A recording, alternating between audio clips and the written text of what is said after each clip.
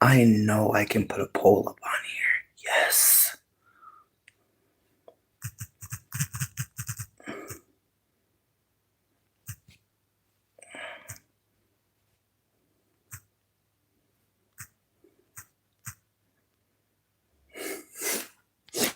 Okay. Let me get my thumbnail. Let me get my thumbnail. Let me get my thumbnail. Wait, how to get my thumbnail? Because the internet.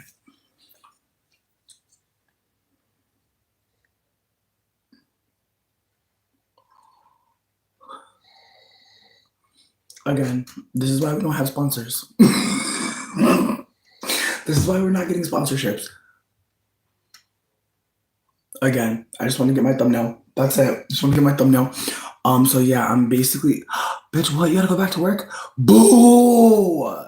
Bitch, I'm gonna be back though. I'm gonna be back. I only came here for you. I'm joking.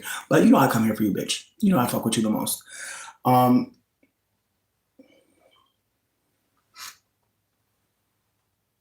feel like this is the one, bitch.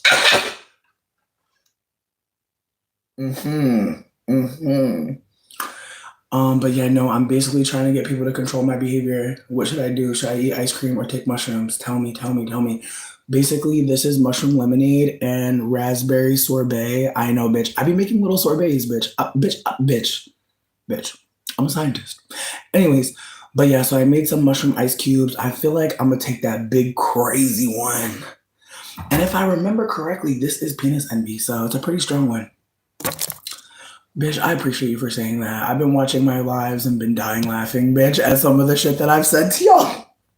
The last couple lives, bitch, LOL. Like the live where I was talking about sinners. Ooh, that one really hit. Sierra, I can't call it. I feel like people are going hard for the mushroom. I'm really grateful. I don't know how long we should leave the poll up. I feel like we'll end the poll when it says I've been here for 5 minutes. How about that? We're at 2 minutes 30 seconds, so we have another 2 minutes and 30 seconds. You like that math, bitch? So yeah, we're going to, in 2 minutes and 30 seconds, either eat ice cream or take mushrooms. I don't know which one I'm gonna do. I'm gonna be real. I could go either way, bitch. When I looked at this, I was like, ooh, but then the mushrooms were like, and I was like, let's do it for the plot. Cause honestly, life is fucking silly as hell. I feel like I'm trying to think about the last thing that I heard that had me like, let me get out of here. Let me get out of the earth realm for a minute. Donald Trump pardoning everybody and they god brother, but not Diddy though. I'm so sorry, bitch. Like it's the way. It's the way, bitch. I was like, wow. So he just said hit the Cash App. Okay. Bitch, also apparently Donald Trump is spreading misinformation that Biden was executed in 2020. QAnon robot drone, baby. Like I said, like I motherfucking said, which one? Because I don't want to be here anymore, bitch. I'm either going to get high or I'm going to get high, bitch. Like, I feel like that's the thing about chocolate, bitch. They don't tell you chocolate has terpenes. Look into terpenes. Some of us are still doing drugs. You don't ever have to smoke. You don't ever have to smoke a rock or light a tree. You see? You know what? My hood already knew. But like I said, you don't have to do too much, but you can get something. All right, bitch. So I'm either going to do a mushroom smoothie or I'm going to do an ice cream. See, error. Yeah, bitch, Kiera. And you're doing a great job. And those trash bags smell great. The whole place is transformed. Sorceress. Wow, people are really trying to say no drugs. Oh, wow, wait. Oh. The mushroom was winning for a little bit. Now people are going hard for the Cherry Garcia. I'm going to be real with you. Either one you pick, I'm going to be happy. But the thing is, if I eat this, I can't take mushrooms because they need me to be dairy free. So it's literally like one or the other, bitch. I can't pick though. I'm either, because I'm hungry as fuck, clearly. But this going to stop the hunger and make me giggle and shit. And also transcend. This gonna do the same thing. It's the same thing. They're both the same thing. They're both the same. All right, they are the same. They are the same thing.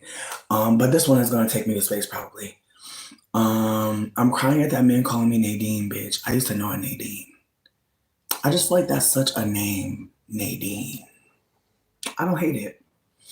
Sidebar, did we talk about me going to Pride in Ferndale? Did we talk about that yet? I don't think we have. I don't think we talked about how I already went to a Pride celebration, bitch. Yes, the gays was meeting up early, bitch. Be on watch. Yeah, we met up in May. Pride secretly started in May, bitch. You didn't even know that. Yeah, we're coming out on May now. Yeah. I know y'all didn't know that. Anyways, for those of y'all that did know that, what's up, bitch? I hope you had a good time at Pride too. But yeah, we are at 5 minutes and we're at 50-50. Y'all are demonic. Y'all are gonna make me eat one of each. Y'all are demonic. I'm screaming. I love it here. I'm gonna do one of each. I'm gonna take a spoonful of this and one of the ice cubes. We're gonna just do it live, bitch. But thank you. Like I said, we had a 5-minute timer. We actually went over the time and we're at 50-50. So we're just gonna do both because honestly, y'all have no sense and me neither, bitch. Also, I wanna say, this is very strong because it's been teched in lemonade. So this might not be a motherfucking factor. So no matter what, I'm going to have a good time. Thank you for the engagement. YouTube is going to see that I'm doing big things over here. Got polls going on. 23 votes. Oh my God, bitch. See, you don't even got to like my shit, bitch. Look at y'all. Look at y'all blessing me. Let me be quiet. Let me be quiet for y'all. Let me stop for y'all. Take y'all votes back. Y'all know how y'all be sometimes. Bitch, I'd be like, oh, somebody liked the video. Bitches be taking the likes back. I'd be like, oh, let me just be quiet. Like, I'm gonna just be. Okay, bitch. Because we could just be silent. Ooh. Okay.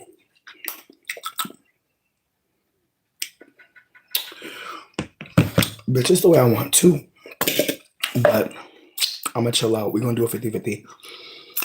Bitch, are we swimming together? That's cute as fuck. I'm so happy, bitch. I feel like we on Oprah. Bitch.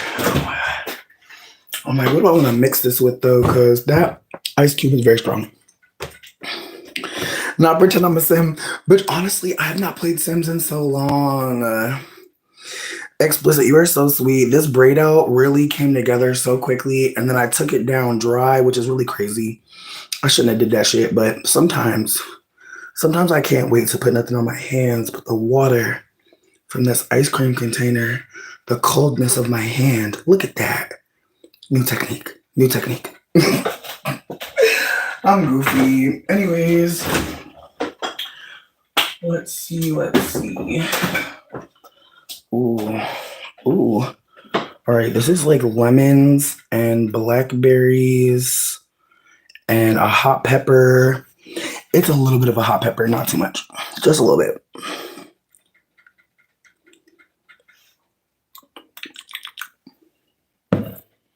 But yeah, mad sugar, blackberries, a whole fucking half of a lemon that's still being juiced as we speak.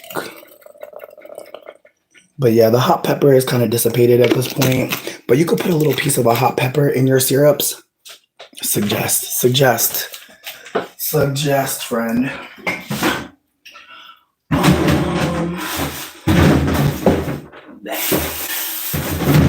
What else can I juice?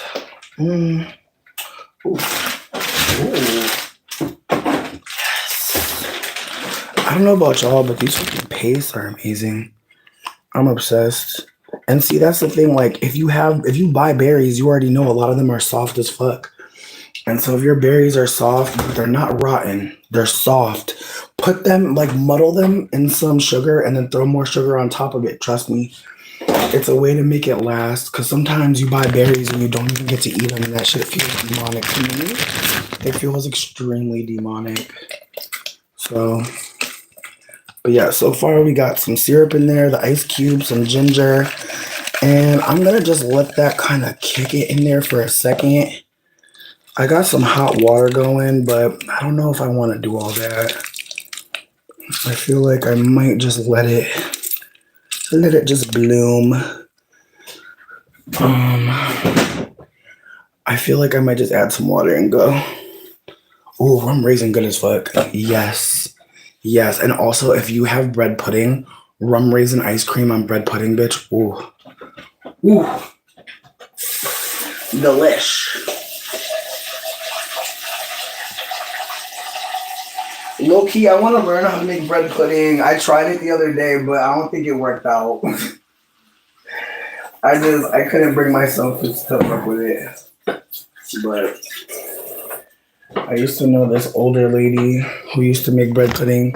I want to say it was like my friend's granny. And whenever she would make us sandwiches, she would like cut the corners off and save them in a plastic bag. And like, I would just be like, why is there all these bread ends and these bread corners, these sandwich corners in this bag? But she was getting them stale.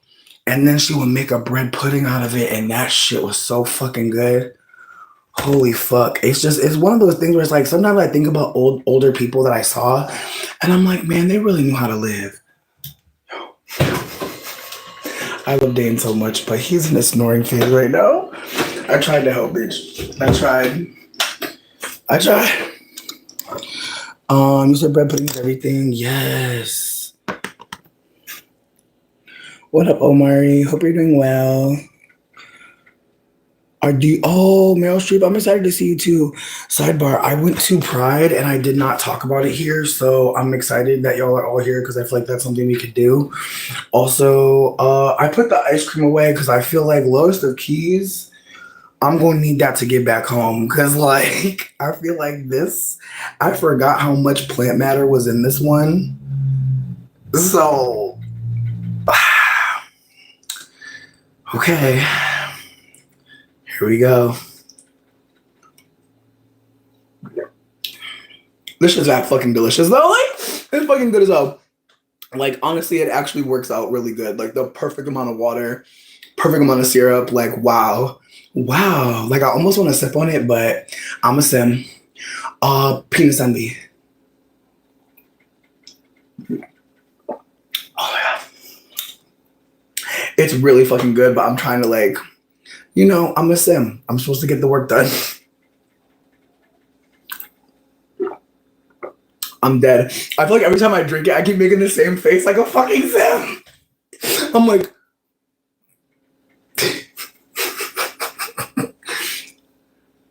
I am a sim. You've all been tricked. I'm sorry. I'm gonna stop. Bitch, imagine if I was AI. Like, after all this time, I know some bitches would be shook. I know some. I'm gonna stop. I'm gonna stop.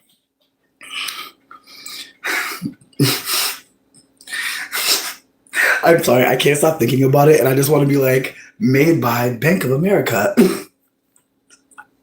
I know I'm fucking crazy. I'm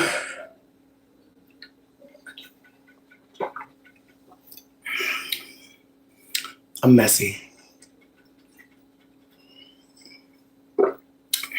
I should have stirred that ginger. That ginger paste. Ooh. I feel like a warrior though now. Wow. Nothing like some raw ginger. Ooh. Oh my god. Oh fuck. I just started thinking about Mulan. I'm so sorry.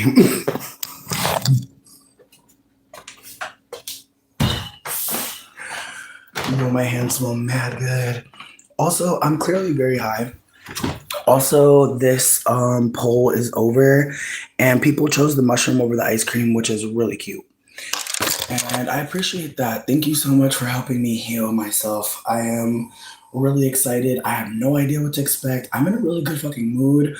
I feel like for the most part today, woke up, got high. I made my man some Alfredo.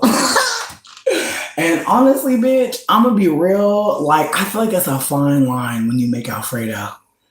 Cause low key, baby, it was giving pasta with milk. I'm gonna be real, but he loved it. He loved it, bitch. My Caucasian ancestor didn't eat Alfredo, so I don't know about that one. No shade. I know about tuna salad. I know about tuna salad, sure do.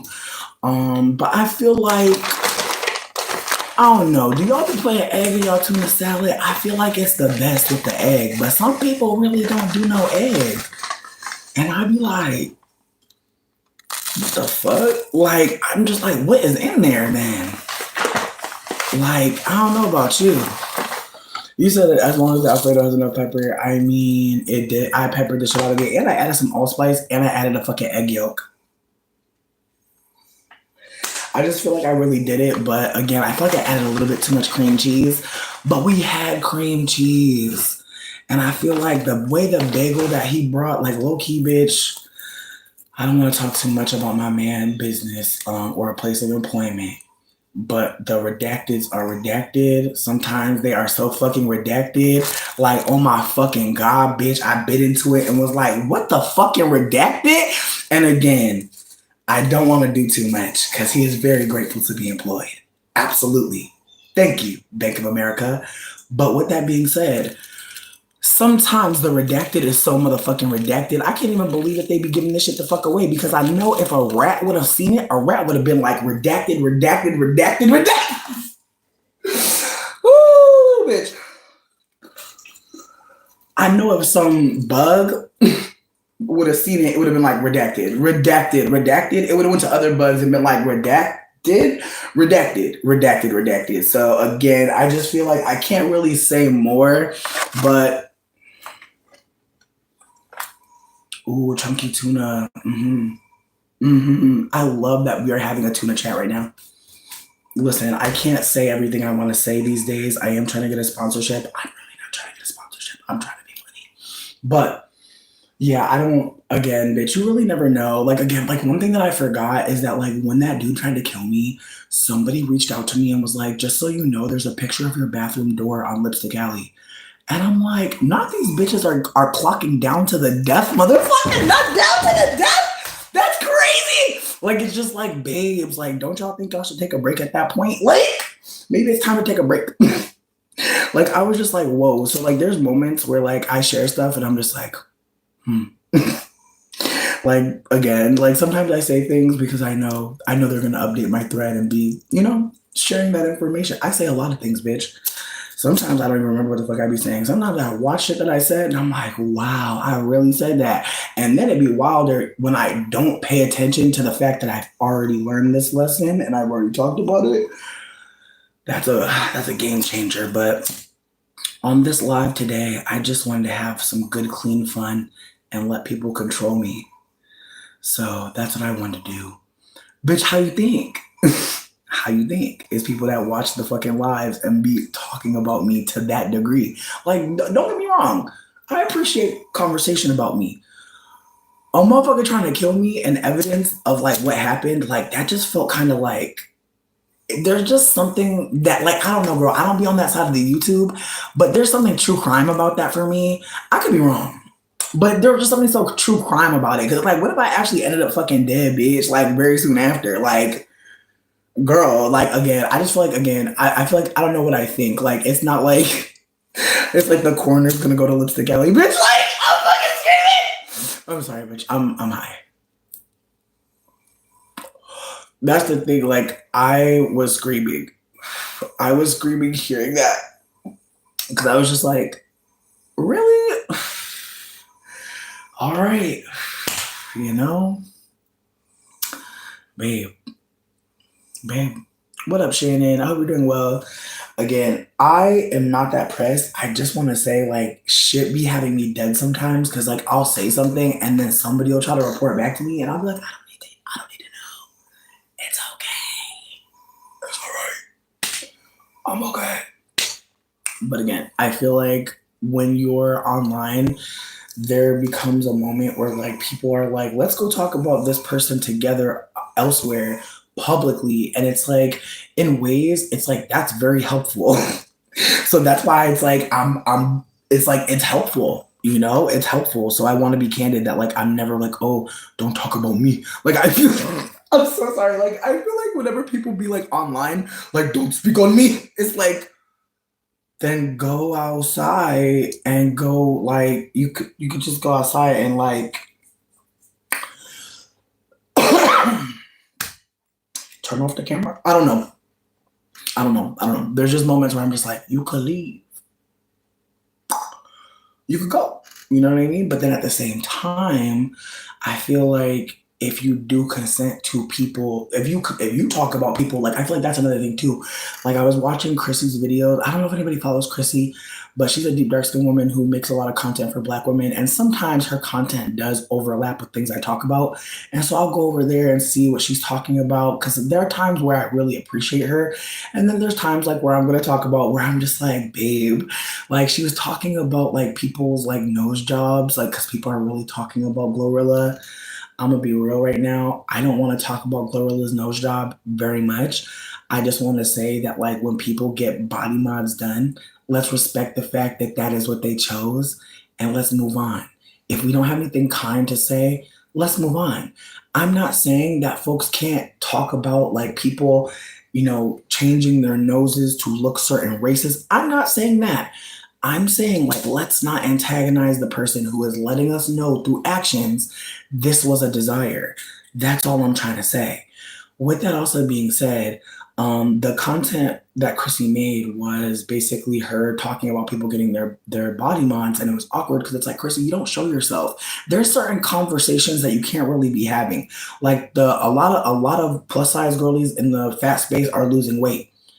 I'm not really talking about that because I feel like between me and you, I feel like there are going to be people who are still fat in the body positive space who can cover that one.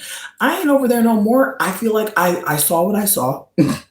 I see what I see, and I moved accordingly. Now I just, I try to uplift that we're all sovereign and all worthy of fucking freedom, but at the same time, there's gonna be fat people who get it wrong. There's gonna be all types of people who get it wrong, and I want to just hold that like I feel like I'd rather not stand for any particular movement and just stand for like the reality that like we all need each other and we all need to be supported in a particular way.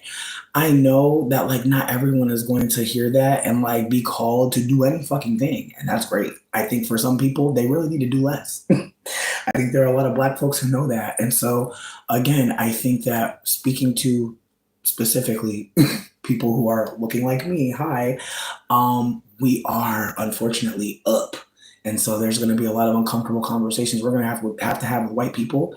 And there's going to be moments where we're going to have to be listening a lot to Black folks. And we're not prepared for that because a lot of us think we have the things to say. And so I'll say that again. I talk a lot, but I also spend a lot of time away from you so I can be a listener because I can't just talk all the time. And so I hope that like when you're following people, you consider like, are they knowing when to be quiet? Are they knowing when like they don't have the range? Are they paying attention when people are pushing back on them? Are they doing that? They may not. Hey Ren, how are you, bitch? We were talking about Glow. We were talking about Glorilla getting their nose done, and I was basically saying I don't want to speak on it too much because again, like I feel like the way the combo is going is awkward. But I was bringing it up to say that Chrissy was making like a remark about a lot of like Black women getting their noses done, and it was an awkward moment because it's just like, Chrissy, you don't show your face. Like you may not understand what it's like to be perceived in the way like these are all public women who show their face consistently. So maybe take a moment before you dig in because you are very privileged in this combo. You do not show what you look like. Nobody knows who you are. And so with that being said, it's important to consider when you actually don't have the range. And I get it. Like I know that she speaks to a lot of Black women, but it's like, did you get a nose job? Are you thinking about it? Have you thought about it? That would be helpful to uplift, not bashing people who already did the thing. You can't undo a nose job. And so it's frustrating when people talk about certain things because it's just like, wait, they gotta keep living with their nose, babe. Like, and again, it's the ways that like everyone's not going to love every feature. They're not. And as much as we may want someone to see what we see, they won't. And I feel like that has to be okay. I feel like we have to be okay with people not liking how they look, especially if they're going through the procedure of paying money, thousands to do something.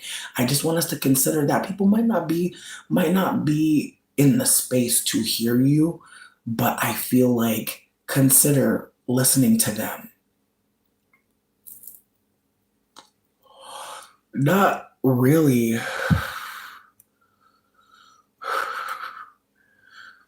I appreciate you, Ren, for breaking silence. Genuinely, I genuinely appreciate that.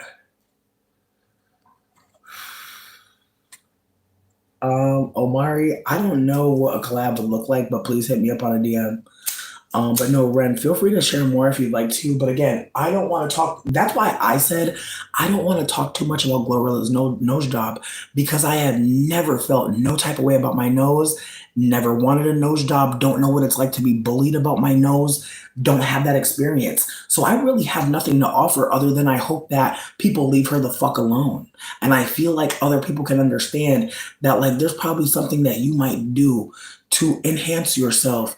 You think, like just consider that. Like I think about people who wear certain hairstyles and people always attribute it to self-hate. And it's like they can't just like that style. They can't just have a different desire than what you think they should have.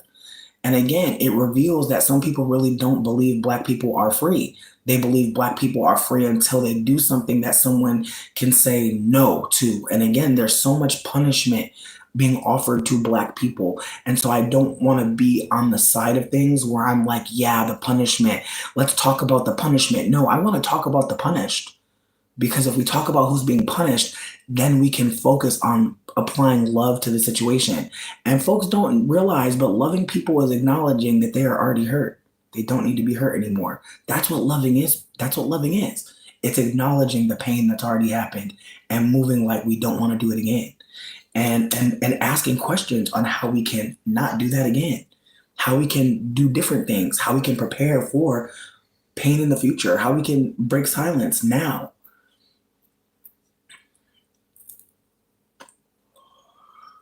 And that's the thing, Ren, and that's the thing. I appreciate you for saying what you're saying, and even people saying things about Little Kim. It's like I really hate that like she is such a figure for like bad cosmetic surgery, because it's like compared to what?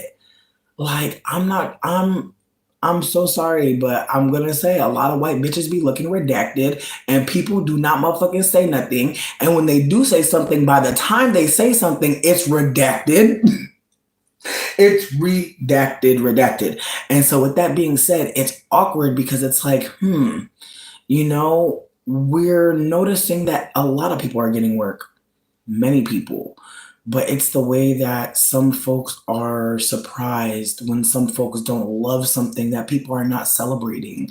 And I want to hold that as well, that celebrating your features is something personal.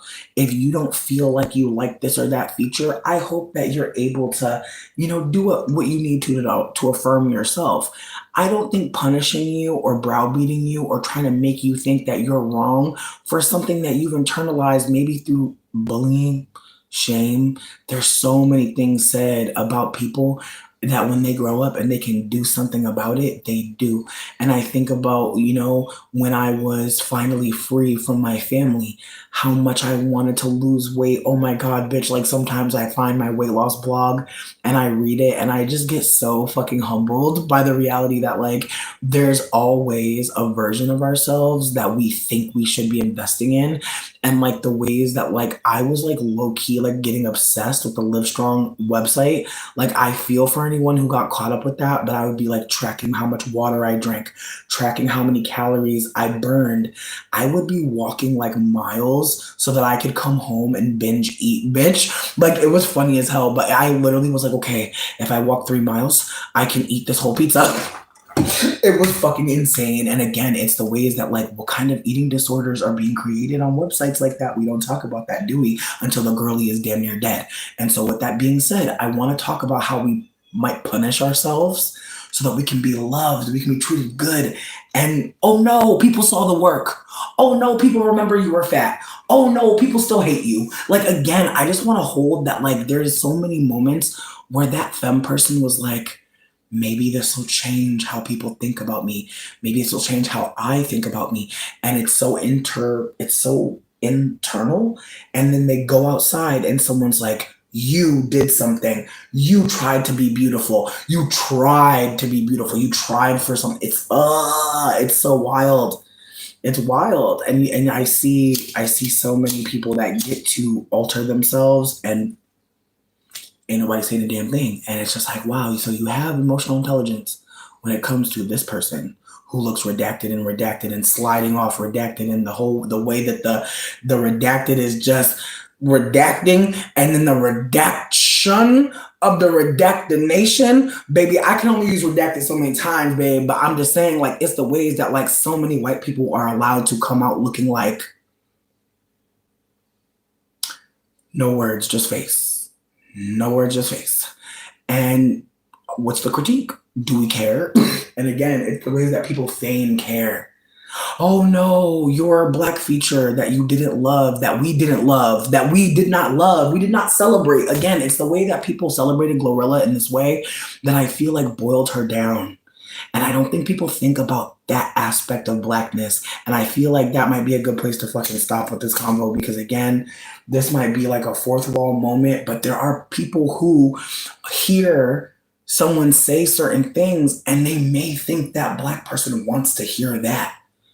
And I think that that's an awkward moment, because there are some black people who are very much going out of their way not to be essentialized. And I want to put a pin in that, because again, there are so many conversations happening. I've been sharing on threads trying to uplift content creators who are talking about this, because I don't want to be breaking the fourth wall too much with folks. But again, it's the ways that some folks rally around identity and then it becomes something.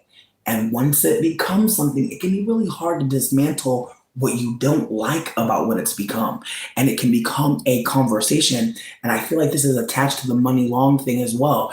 There can be a way that people expect blackness to operate. And I also want to say Money Long is mixed, but it's being hidden. And for some reason, I don't know, but she's half Korean.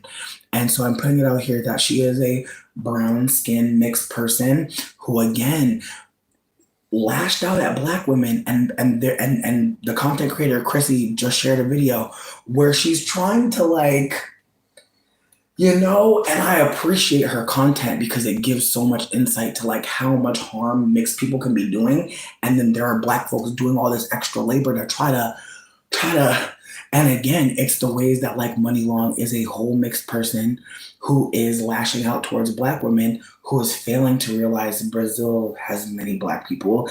And again, it's the ways that this conversation also is hinging on the ways that like she is acknowledging that people want her to move or behave. And again, I don't know what it's like to be a browner skin mixed person and people project on you in a particular way, but I want to hold that like there are going to be moments where there are black folks who are like, you're actually like saying something that does not connect with me. You're saying you're wanting me to do something, to produce something, and I can't do that. And that does not mean I'm not black. It doesn't mean that I'm not experiencing anti-blackness, or rather, it doesn't mean that I am not a whole black person. However, again, the way identity tribalism is weaponized against folk within group, and then we have Money Long, who is not within group, but she's standing so close towards black folk that pushing is another moment. And I think about how some folks have told me like, oh, you don't want to be black. And it's like, as if I get a choice. But again, that's a moment, right? Where people are like asking me if I don't want to be black, when I'm like, why are you thinking that I don't want to be black? Why aren't you thinking about, like, I don't know, it's a wild line of questioning, because it's like, do you think I get to choose? And I thought I did. At some point, I thought like, yeah, I identify as black. That whole sentence I thought meant that I don't hate black people. I am standing in solidarity. My black father's from Jamaica, but I guess that doesn't matter. Like, again, that sentence meant so many things to me. What did it mean to that person who's asking? These are moments to have conversations. But again, if you're benefiting, why would you ask more questions? You're benefiting. Why would you ask more questions if you're not listening to folks saying that they're being harmed by that behavior? Kim K got a nose job. We only know her nose postseason. Oh shit! You know what? I saw an old picture of Kim. I used to like watch like before Perez Hilton got weird. Like I feel like I used to like read his like blog, and I used to be dying laughing. It's the way he used to put cum all over people. It's just like Perez. Like in retrospect, I'm screaming. I'm just screaming at like what the early 2000s got away with, because it's like, bitch, Perez was really insane. You're on the Anna groups. Oh, baby. Oh, I appreciate you for saying that. I feel like when I found out about Pro Anna and like the weight loss blogs and Tumblrs, I was like,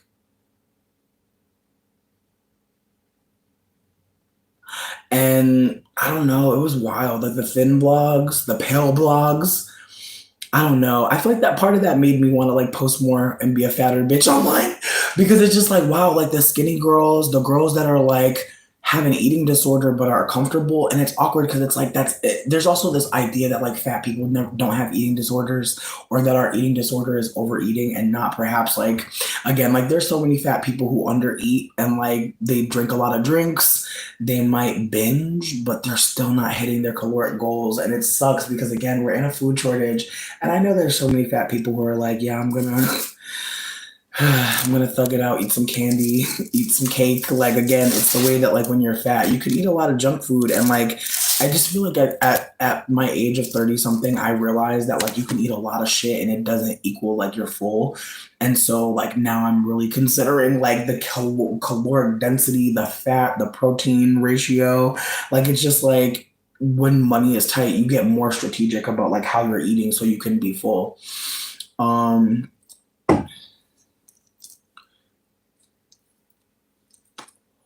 Where thanks, Nicholas. We appreciate you. But yeah, no, Ren, I definitely had like a weight loss blog, and like I can't remember what it's called at this point, thank God. But it definitely was me tracking like how much I was eating, how much I was walking, and like I remember like uh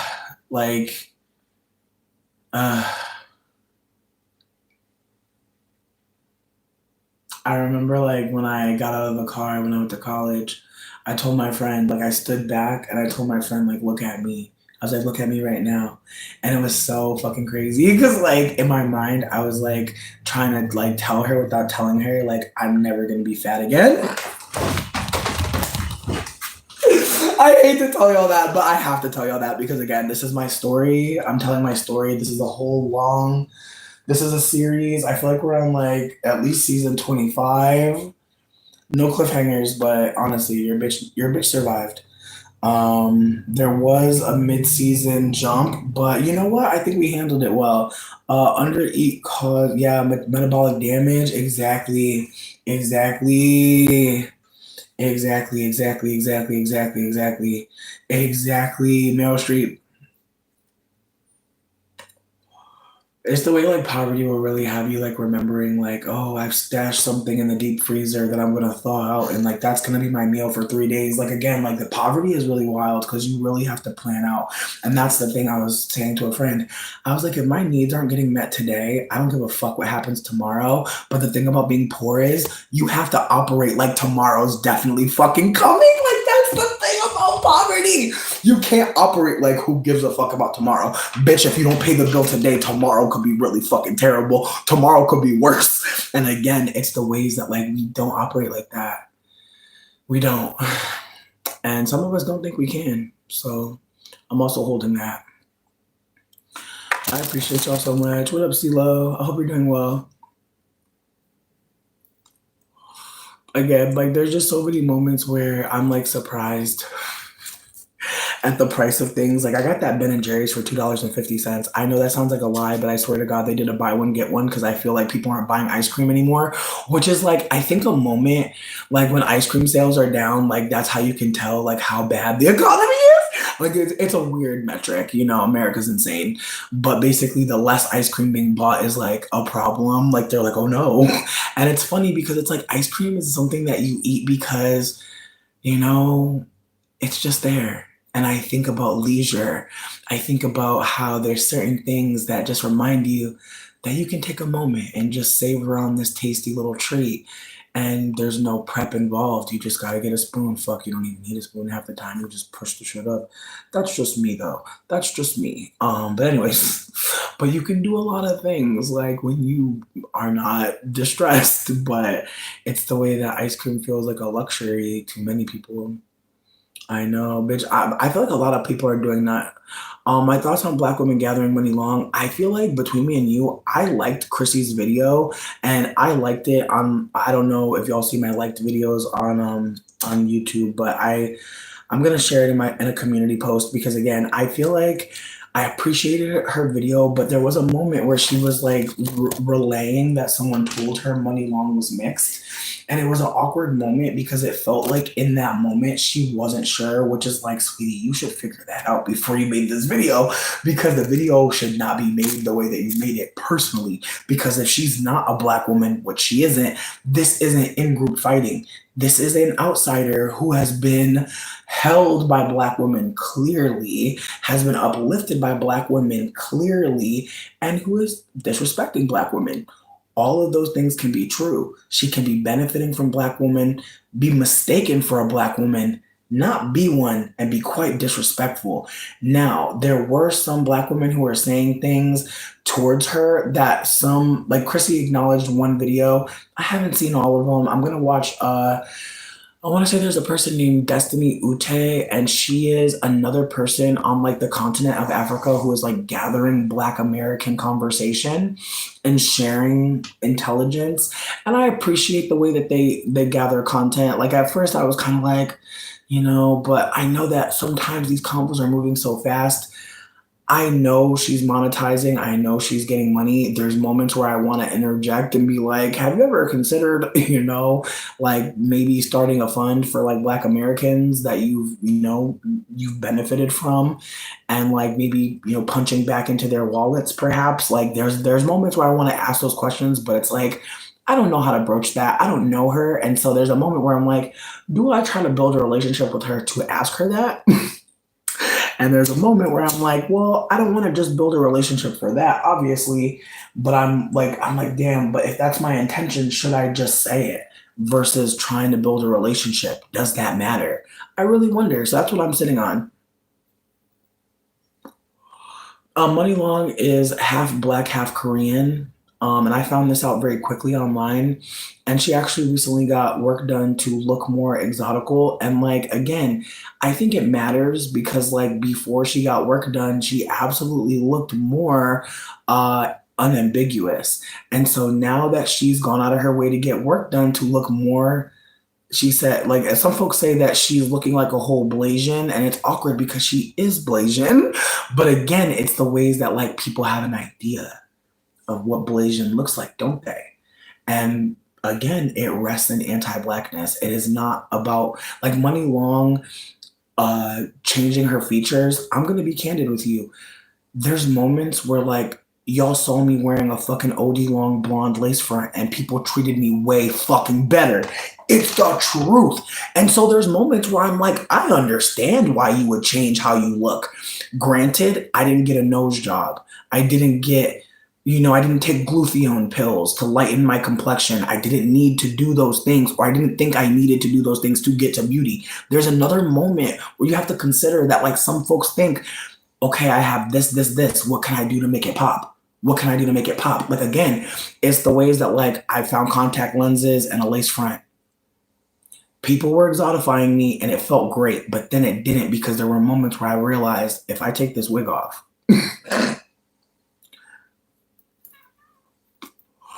I feel like that's a moment that I never want to experience again, where like someone knows me outside of wearing a wig, or somewhere where someone doesn't know I'm wearing a wig, because that's happened. I feel like that for me is like a true passing moment because it's like I was passing for non-black in a way that was like material. And when I take the wig off, like I'm not saying some people don't recognize that I have admixture. What I'm trying to offer though is like with the wig on, there's exactly illusion shattered. Like with the wig on, they can project on me. Like I've seen pictures of myself where I'm like, yo, I look so like again, there's many mixed people everywhere. But there are like some Italian people who are mixed with like they're biracial Italians, and some of them look very similar to me. Like I've seen mixed folks, and I'm like, oh wow. And again, it's the ways that I look at my family, and my mom is mixed but looks white. My father is mixed and is deep dark skin. Them connecting made two babies that look completely different. And then my youngest brother, I've said this before, his father is like Woodrow Wilson the third, meaning like he is a part of the presidential line. Sally Hemings, yeah. So my youngest brother looks white passing, and people used to think he was a little white child. His father was darker than our father, but his father had a recent white admixture, clearly from the presidential line. So with that being said, I want to be candid that like people can fuck and have a baby that looks like neither of them, that looks like some people that, again, they don't know. And again, it's the ways that that matters to some people, or rather to everyone in some way. And so I want to be candid that like how you look does tell people things, but it doesn't always say the truth. And not only that, when people look at you, what they already think, that is coming out. Like some of the interactions you're having, that's what they think. That's not who you are. And so with that being said, depending on who's talking to you, you don't know if you're safe until you get a projection, until they're like, I thought this about you, a stranger. And then you got to sit with that. And you really don't. You can really be like, wow, what a limited projection on me. You could say that, but then what? Now they want to fight. Now you're aggressive and a bitch. Again, it's the ways that if you acknowledge things like with the same anyways that they offer, you are now different. And again, it's a performance. White people are acting, they're all acting. And so that's why I look at these protests and I'm just like, man, a barbecue in Kenny Chesney. Of course it is. They miss those barbecues. They miss those picnics. They definitely do. And it's about that time, bitch, when the money gets low, there gotta be a scapegoat. Like that's where we're at. We're at that point where there needs to be somebody to blame all this on. And Donnie too busy planning his little fucking party. Bitch, I hope people dookie on themselves at the party. I hope all the senior citizens diapers break at the same fucking time. I hope that slick ass motherfucking McDonald's burger slides all the way down their fucking throat and comes right out their fucking asshole and makes sure that it leaks into the fucking shoe. I want the structural integrity of whatever crock these hoes are wearing to get fucked up. I want it to stink when they walk. I want their feet to stink bad. I want E. coli in their toes. You hear me? I want a lot. And I already told you on my birthday, like my half birthday is June 13th. That's what I decided.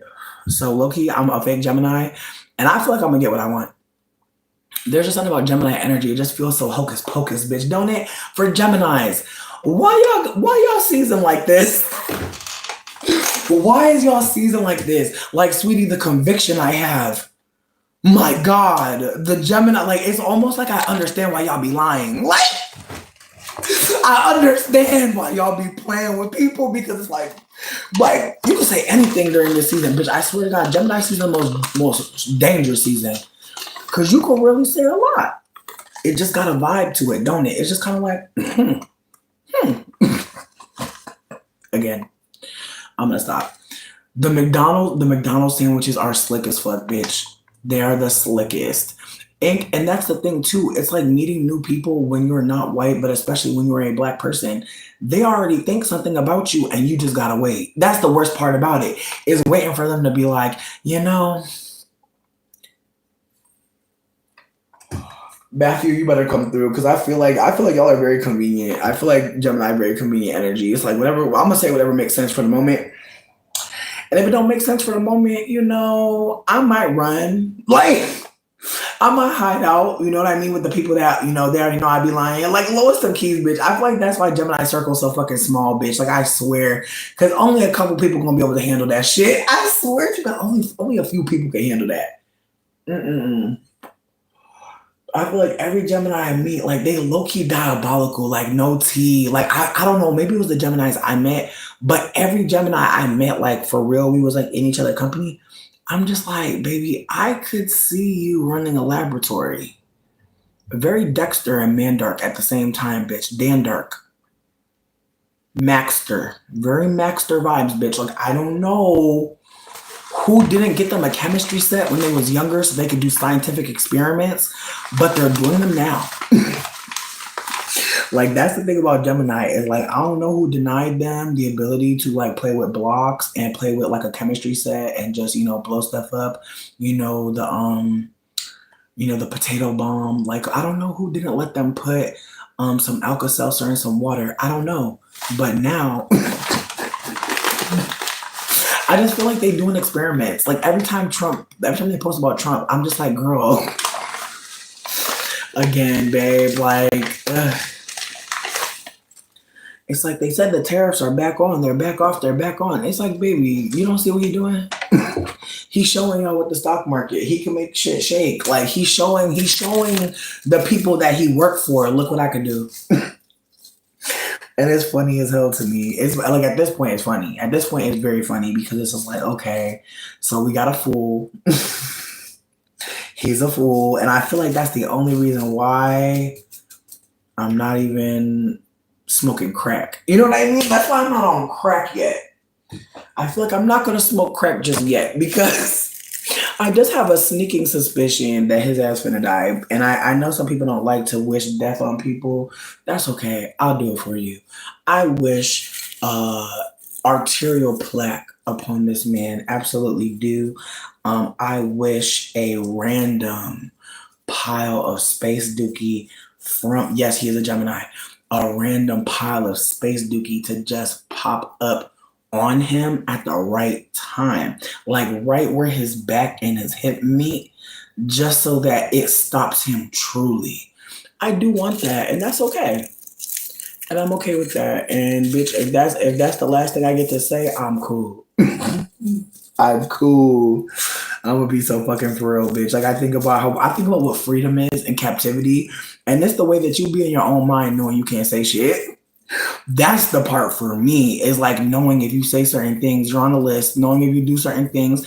And it's just like, sweetie, I'm going to try to be as free as I fucking can till they get a bitch. Because it's the way I've been eating bacon for how long? And they've been saying it's going to get a bitch heart. Meanwhile, what's that? Still beating. So I'm going to still eat the bacon. That's where I'm at. They can tell me about arterial plaque, but I'm seeing Trump and I know there's more life. There's more life. Space dookie, for real. No, not you said you can't claim that. I'm screaming. Here's the thing. Trump is a Gemini. And his birthday right in the middle too. Actually, I think him and my dad got the same birthday, bitch. I start throwing up. Because that, between me and you, bitch, the Geminis that are born on my Father's Day, and I'm using my father as an example, and Trump, obviously, they'll tell you anything because it really don't motherfucking matter, bitch, because what are you going to do about it? They're very much bullies because they know what they can get away with, and they go for it. They don't do what they can't get away with. They don't try that. They always do what they can do. Not to get bored and not see shit through. And I feel like that's the thing too. It's like I feel like they love tension, but they don't like the aftermath. Like I feel like they love like having secret information too. I think that's another thing because Gemini rules the throat, Mercury chakra, your throat, like speaking. And so I think they love secrets. They love knowing secret information. And I feel like that's what also bothers me about them. Is like I know now, I've lived long enough to know if you let a Gemini close enough to you, they have a dossier. Like that's just that on that. Just keep that in mind, okay? Just keep that in mind. You deal with anybody mercurial as fuck, big Mercury energy, Gemini, and somebody else is Mercury too. Help me, bitch. I want to say it might be Taurus. I want to say Taurus might be part Mercury, like it's half Mercury, half Venus. I could be wrong. But somebody else got mercurial energy and I can't remember. But I feel like all planets have like a sister. And so my sister is Aqua. And so me and like Capricorn and Aqua have like a lot in common, but the Uranus in their chart be having them like a little different, because again, they have a planet that, is out there. So the unknown, they want to know. My Virgo is diabolical. You know what? It is Virgo. So So see, that's the thing too. It's like Gemini will talk and kill you. Virgo will set up a plot. Like I feel like that's the thing about Virgo. Virgo is like if you look into like the Three of Pentacles, bitch, it's literally somebody creating money, like knowing how to create money. And so that's the spirit that they come with. They literally know how to create wealth, like build it. Like literally they know how to create money from nothing because they have something. I just want y'all to consider that. Just put some love on my Earth sisters because just like Virgo and Taurus, bitch, like I pray to have a Virgo in the set because that's sweetie. I might not say too much more. I see you. That's all I'm gonna say, bitch. The Virgos be a Virgo in, and again a Virgo in the set. Oh baby. Ooh, I feel like if I could be a different sign, I'd be a Virgo. But I also feel like, bitch, the IBS. Ooh, the anxiety. I don't think I can handle that, bitch. Like I feel like that. I feel like that's the only thing stopping me. Is like, damn, bitch, I'll be so shook.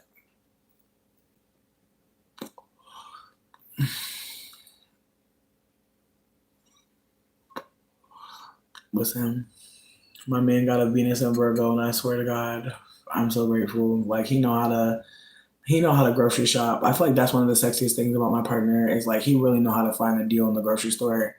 Like he know how to shop like a mama bitch. Like he know how to shop like a mama that really like look out for you. You know what I mean? Like I seen this on sale type mama, and I'm like, oh, I love that. Like I feel like that's the thing about being abandoned by your family. You gotta become an ancestor. Like when they dip on you, like you gotta figure out who you gotta be. And I feel like he is such like he is somebody mama. Like I feel like that's the thing. That's so funny. I'm somebody daddy and he's somebody mama bitch. And it's so funny because we literally be like and it's funny as fuck to me because I think again, like your partner can be your friend, sure. But there's gonna be moments where like they connect with your inner child. Like that's what you hope. And I feel like his inner child like needs affirmation, like on some like you can do anything, sport. Let's go play some games outside. Like I just feel like he need a more, you know. And I feel like again because his mom ain't really mommed, he became mom, and it's the way that like you can see what the elders are lacking and be like, I'm gonna give it to everybody. I'm gonna try to find a way to give it to everybody. And I see how he tries to mom his sister, and it's so cute because it's just like. Virgo and Aries, oh, absolutely, because Aries is the tester. Aries is the baby. Just keep that in mind. Aries is the youngest sign. That's why Aries act like that. They expect you to parent them. Hello. Get with the program, bitch. You're a baby. That's why they act like that. They're like, bitch, you don't understand that you're my caretaker? You don't understand that you're supposed to take care of me? You don't know that? It's so funny, bitch. I dated an Aries for my first partner, and it was so funny because he'd be out in the streets acting like he a man, a boss man. But behind the scenes, oh sweetie, he want to say crisscross applesauce. Bad as hell. He really want bad as hell for someone to nurture him in the ways that he's not getting. And again, I feel like that's something to like consider that like some of us are like literally operating out of like a fantasy or a desire that our family didn't offer us. And so some of these Aries boys, sweetie, especially if their mom wasn't as nurturing, that's all they want. They want someone to be mom. And I feel like that could be an awkward moment. But again, I love the fact that my partner mothers me. That shit is sexy as fuck to me. Like I love, bitch, I came home from Pride. The whole house was clean. I was like, oh. Thanks, babe. Like, honestly, and I know some people will think it's problematic saying that that's like maternal energy and motherly and nurturing. That's okay. I feel like what I'll say is that not all femmes are clean, and I'm one of them. I'm a dirty bitch. I like to be messy as fuck. I always been getting in trouble for that. Because when you have a pussy, you're supposed to be clean. When you have a coochie, you're supposed to want to cook for everybody. You see how crazy you can seem to people if you don't want to do the things that they've decided that you just do because of what's happening with your body? Do people see that shit? Oh, because you have a coochie, you're supposed to like know to like not sweat your hair out. Because you have a coochie, you're supposed to. Whoa, bitch, it was a lot. So I just turned my ears off. I was like, yeah, I don't need this. And so I just kept on being a dirty bitch. Him, he saw his mom being like me, and he's like, somebody gotta clean the house. Somebody gotta. And again, I'm sure his mom has a very poor relationship with cleaning. I know, and this is gonna sound however it sounds, my Black Moon Lilith is in my sixth house, and I swear to God, cleaning makes me feel restricted. I know some people don't want to hear that, but there's just something like about seeing a man clean that just gets me horny. I'm like, yes, finally some help. Finally some help, bitch. Again, like that's just me, bitch. Like my Black Moon Lilith is very much like I shouldn't have to cook.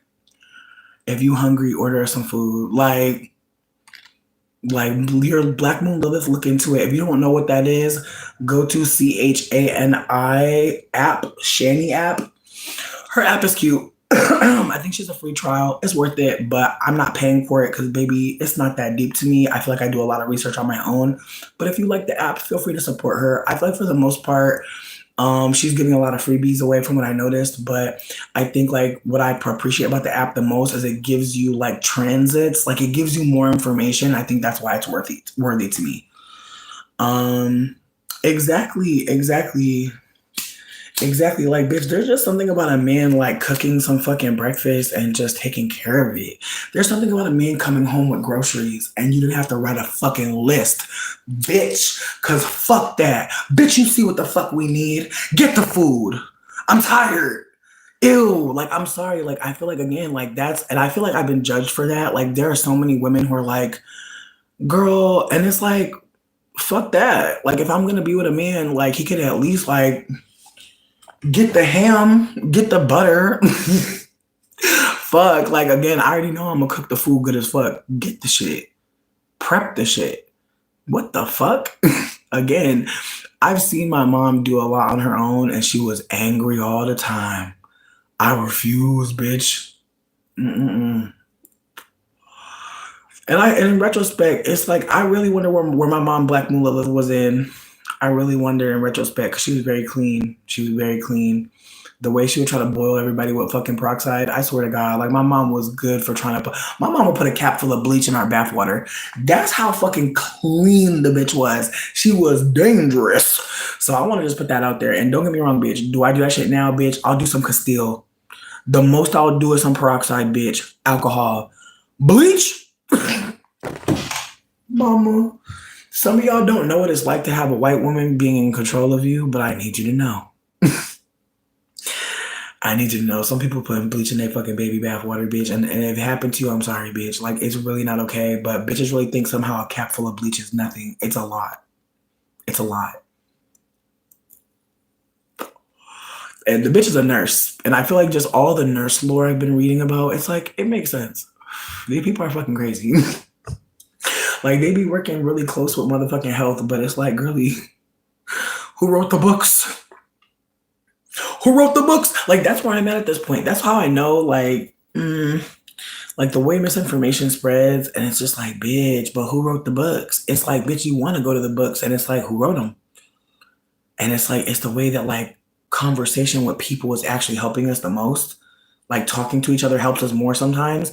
And I know reading is good. I'm not saying reading's bad. What I'm saying is, who wrote the fucking book?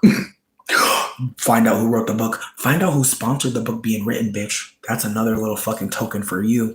Because that right there will have you fucked up sometimes if you find out who paid money for that book to come out. Do your fucking research, please. Please, bitch, because I'm just. It's the way they talking about Biden was executed in 2020. I'm like, well, are y'all gonna kill him now, though? Like, is he gonna die today? Like, was that what you're trying to tell us? And now I'm shook because it's like, bitch, are they gonna start saying people died certain times just to like make the algorithm like say that shit too? Like, it's the way that it's like, what happens to the algorithm? Mm, yeah, I don't know.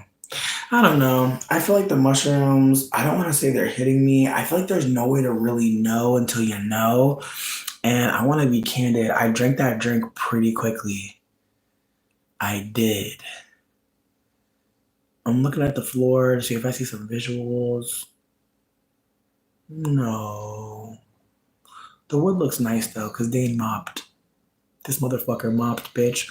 I'm gonna be real with you. This is gonna sound so terrible. I don't think I've ever dated a man who mopped. I don't think I've ever dated one man who mopped. Every man I ever been with never mopped.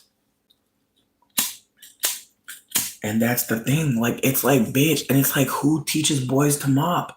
And again, I'm saying this as someone who's like, I know his mom didn't teach him to clean. She don't like to clean.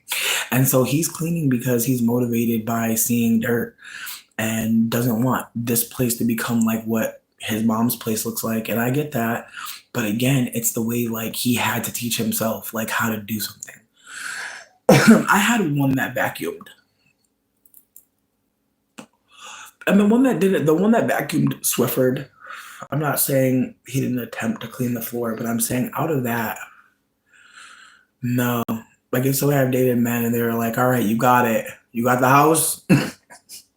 And it's like, at this point, like, it's the way every time a man messages me, I'm like, are you marrying me? That's where I'm at, bitch. That's where I'm at. Swear. Like, this man from Canada swiped on me and he's like, oh, you're so beautiful. I was like, unless you're marrying me and taking me to Canada so I can, be a refugee, I'm actually not going to entertain this very long. And then he stopped talking to me immediately, which is funny as fuck because he was talking a lot. And then I was like, look, if you're not coming to get me, if we're not getting married on marriage.com right now, if we're not doing the marriage license right now, just leave me be. Cause bitch, we in the middle of some shit. Like, I'm just like, how are you in Canada swiping on bitches in America? That's crazy as fuck. What are y'all about to talk about? The war? Sweet God. But I brought this up randomly to say that there's a play called Lystrata, and I want to say somebody like reimagined it, and I can't remember the name of the reimagining, but basically Chirac. I never watched Chirac. I don't know if folks care, but I think I might do a viewing in the Discord if folks wanted to watch it together. But the idea is that like if men don't get sexual pleasure from women, they will maybe stop having a war. Like if all the women decide they're not going to fuck men who are fighting outside in the streets and killing, that the men will stop. And it's awkward because in ways it's like I like the story for the idea that like women are like, look, y'all like pussy, right? So stop shooting in the streets, stop causing devastation. But there's a part of me that's just like, ew. Because it's like you're more than just your coochie and their access to it. Okay, so I want to be super candid. The Discord server is called People Online Who Want to Talk. There's been a desire for it to remain BIPOC, and I think it's working well by keeping folks who are Black, Indigenous, people of color. If you are white passing, if you are a Black person, and like you know that people are not seeing you as Black, you're a whole mixed person. We want you in the space, but I want to be candid that like if you are white or white passing right now in the space, we are actually trying to figure out how to create a space for y'all to be talking to each other, because more white people need to have candid conversations that people of color can drop in on, that are again happening in a way that like also produce like other moments where like there's opportunities. Like I don't want it to just be white people talking. I want there to be white people being candid with each other. I want people of color to be able to drop nuggets in there to see what they say if they want to do that. I personally feel like we need everybody. I know everybody doesn't want to hear that, but I feel like there are going to be white people who are dismantling, and I want there to be an opportunity for us to talk to that person and say, hey, come here. What do you have to offer? And them know that they have something to offer and share it with us in a way that's equitable. I am being very candid with a lot of white people in a way that I know not all are going to respect. And I've definitely had some weird interactions with some white people who thought I was doing too much. But again, I think when they do that, they tell me that they don't need to be in that space. And so I'm paying attention to white people that I've been able to reach out to. And I've been able to say, hey, like, you're the closest person I know to the situation. Can you show up? And they have. I'm not saying that they're not going to fuck up. And I'm not vouching for them so fucking hard that we're not going to be able to like remove them if we need to. But what I'm trying to offer is that if you are not a person of color, please do not try to get into the person of color space.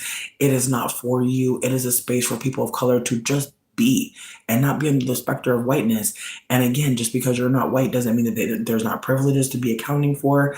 And again, I'm not trying to make it seem like I'm an authority or I run the space. It's not really even my Discord. It's just a place online where people want to speak and feel safe. And so if you're not invested in the safety of Black women, Black trans people, Black queer people, Black non-men, like if there are hangups that you have around capitalism, if you're really religious and you don't like to hear about religious deconstruction, that's okay. We're not trying to antagonize you. I want that to be named, that there's no, like, we're not in there just talking shit about people. I feel like for the most part, people are sharing things that they love and they care about. And I feel like that's the energy that's happening now. That doesn't mean that there won't be conflict. And I want that to also be another moment to consider that, like, if you're not ready to have conflict with people, that's okay. We may be able to work with that. Maybe you acknowledge it. I don't know how to have conflict, or I haven't had good conflict resolution. Me neither. I've had some very bad experiences on my end and on other people's end of just not listening to hear. There have definitely been times where I was listening to respond. I had such a great thing to say, but I wasn't in the moment with that person when they were upset. I was thinking about my comeback. So let's just consider that. If you're more interested in dragging the shit out of somebody, this might not be the space for you. If you're able to sit with how we might both be right, and we might both also be, having conflict. I feel like that's what I want to frame it as. Like, we might both be right. Like, both of our reactions might be exactly what the fuck they're supposed to be. And yet there's conflict. Oh no, let's handle that. Again, I want us to consider that, like, the only reason why we live like this is because someone invested in us living like this. What does it look like to invest in living elsewhere, or not even elsewhere, living a different way? What does that look like? I know that these can be conversations that are fucking scary as hell to have, especially when you don't got a lot of fucking food and motherfuckers is asking you for that bill money like last month. So again, keep that in mind. If you don't got it, that's real. Hit me up if you need to share a flyer. My menu has a space on Twitter for mutual aid. Please share your mutual aid flyers. I always ask, but people haven't felt comfortable. I can understand not wanting to share a mutual aid flyer where people are literally going to look to spend money. I can understand that. But whenever you get a donation from that menu, tell me, because I will send that person free shipping. It will be a mutual aid benefit. When you get money, I'm able to show up for that person in a different way because they're showing up for community, and I want to support people who are doing that. Let's consider how we can be a part of a chain. And again, all I'm asking is that you share your mutual aid flyer. The only thing you got to lose is that you wasted time clicking a button. But what if you gained a person that supports you, a person who reaches out after sending money and says, hey, do you want to talk? Is anything going on? That's what I'm trying to work towards, because as much as I think, we got to burn it down, we got to stomp on it, we got to piss on it, dookie on it, bitch, we got to build something to fall down into, bitch, because you got to think about it. If we live in a colonizer imagination, what happened when that bubble popped? I know y'all read comics sometimes, right? What happens when everything in the bubble just disappears? You still exist. And so I want us to consider that, like, when money don't exist, when the concept of president don't exist, what is going to matter? What are we going to need? And I feel like that's what I was saying when I was talking about Kamala. It's like, bitch, fuck doing a speech. Talk to some Black farmers. Start a new supply chain, bitch. Like, it's frustrating, but it's like there's so many people growing things. Like, we could really be working together. And I'm not trying to bring up Kamala to be divisive. I'm just saying, like, whenever I hear about a politician being like, we're working on the election, bitch, get some food. Get some food. It's time to do a cookout. It's time to actually bring people together and talk about what the fuck they're feeling. The way the country's split into 3 different motherfucking categories, 30, 30, 30. And I noticed 10% was missing. So who the fuck ain't accounted for? The fucking people in fucking prison? Again.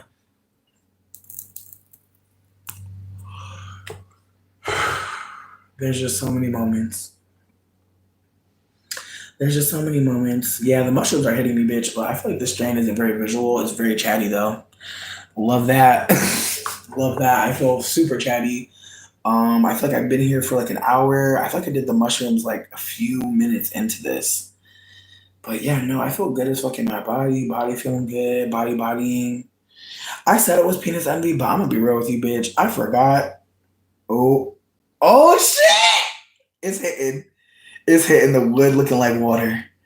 Oh shit. Okay. Bet. Okay, sorry. That's funny as hell. Like I literally was feeling it in my body, and then all of a sudden I look on the ground, and it's like, hey, the wood is moving. That's cool.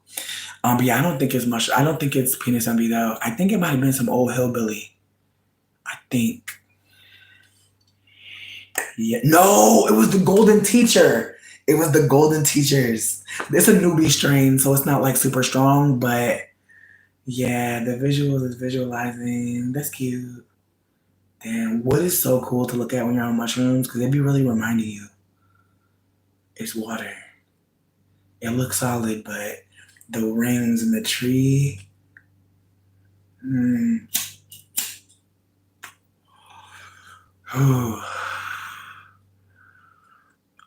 Okay, so yeah, so if you want to get my Discord name is Yugiho, YUGIH 0E.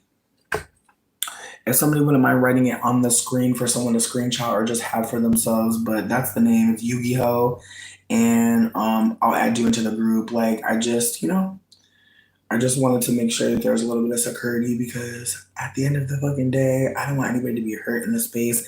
And I also don't want people to operate like we can't be hurt in the space. I feel like that's the thing. As much as I don't want anyone to be hurting, it's like some of us could get hurt there. And what do we do next? So I want us to just consider that and be moving in a particular way. But I know that unfortunately, it's not going to always come down to what we want.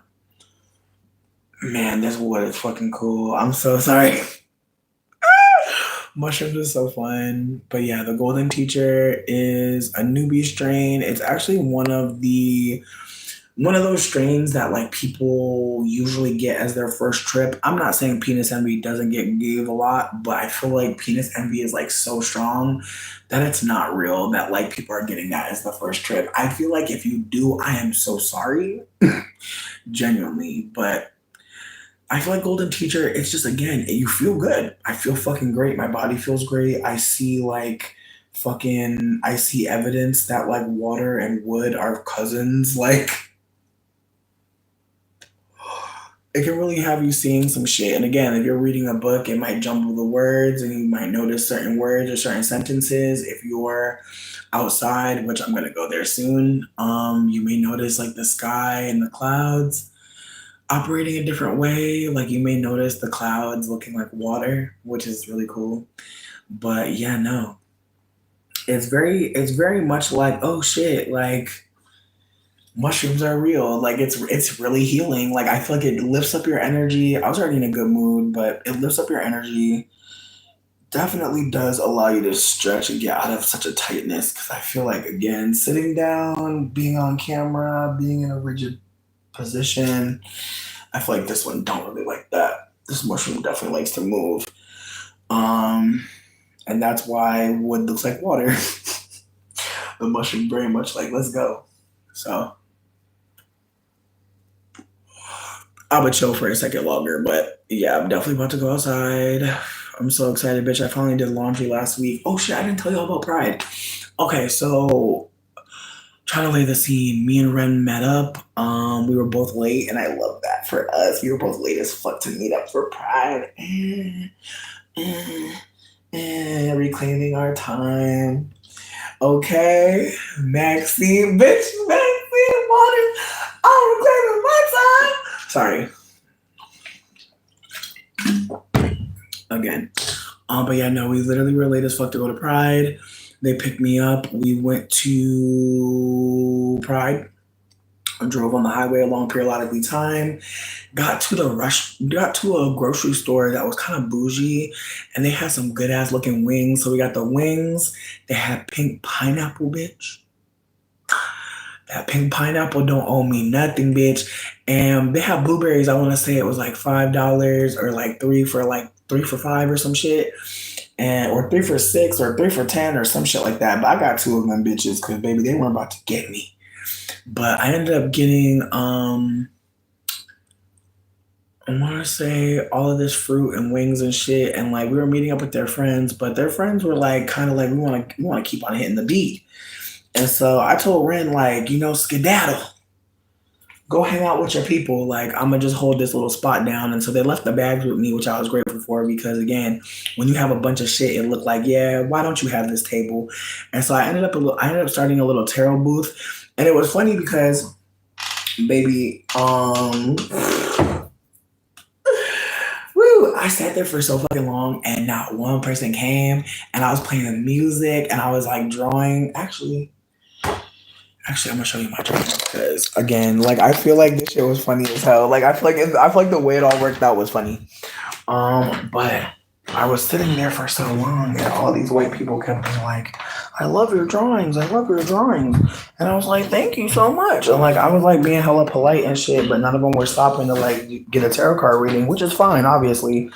But it just was like a bunch of people over my shoulder telling me that they appreciated me, but they was not about to stop and like check in with me or nothing like that. And I was like, all right. And so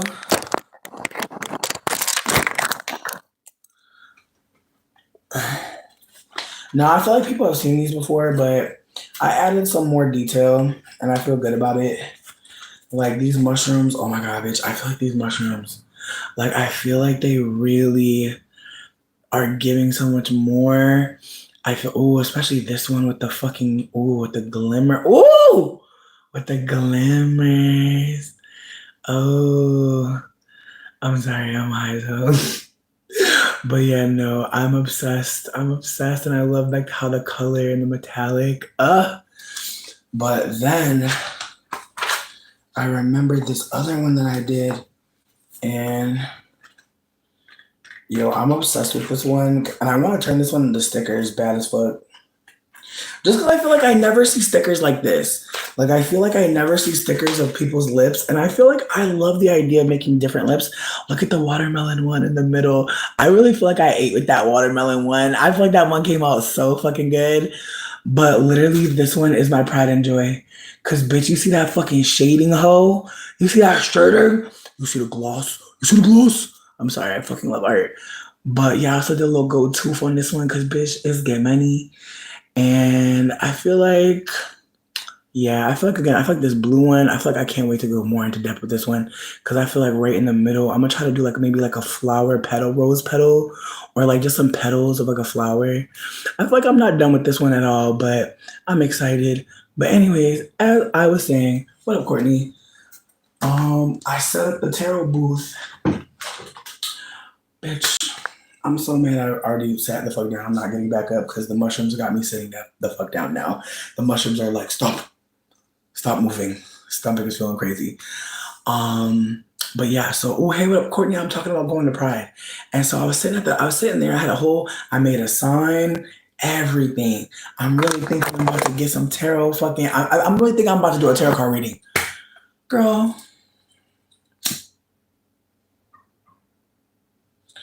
As soon as Ren sat down, Adora, I hope you're doing well too. Hey, beauty.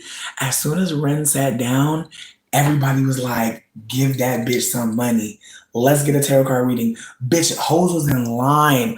I was like, okay, bitch. So I'm gonna be real with you. There was a moment where I was a little bit like, damn, bitch, like I wanna get in on this too. I wanna be like, I can read. But there was a moment where I was like, you know what, bitch? Maybe you're supposed to sit the fuck down. Like maybe you're supposed to fucking enjoy the fucking day, bitch. Oh, working ass Capricorn, fucking trying to always make $1. Sit your ass fuck down, bitch. And so I had to tell myself, like, sit in the sun, bitch. Like, enjoy yourself. And so I'm gonna be real, bitch. Also, Ren, if you still in here, I got your fucking speaker. My bad, bitch. I did not mean to rob you. I did not mean to rob you. Truly. Like, I did, but I did not mean that. I'm so sorry. I thought I had gave that shit back. My bad. I just want to put that out there. If you lost it, if you think you lost it, it's not lost. But I also did not intentionally rob you, bitch. It was an unfortunate robbing. But I'm trying to give it back. So I feel like it's no longer a robbery, right? If you know about it and it's available again, what does that mean? A friend accidentally took it, right? Mushrooms is crazy. Anyway, so moving on. So like I said, We're at the spot. Everybody's in line for Ren. Like people are going up, and I'm enjoying the sunshine. I'm listening to some good ass music.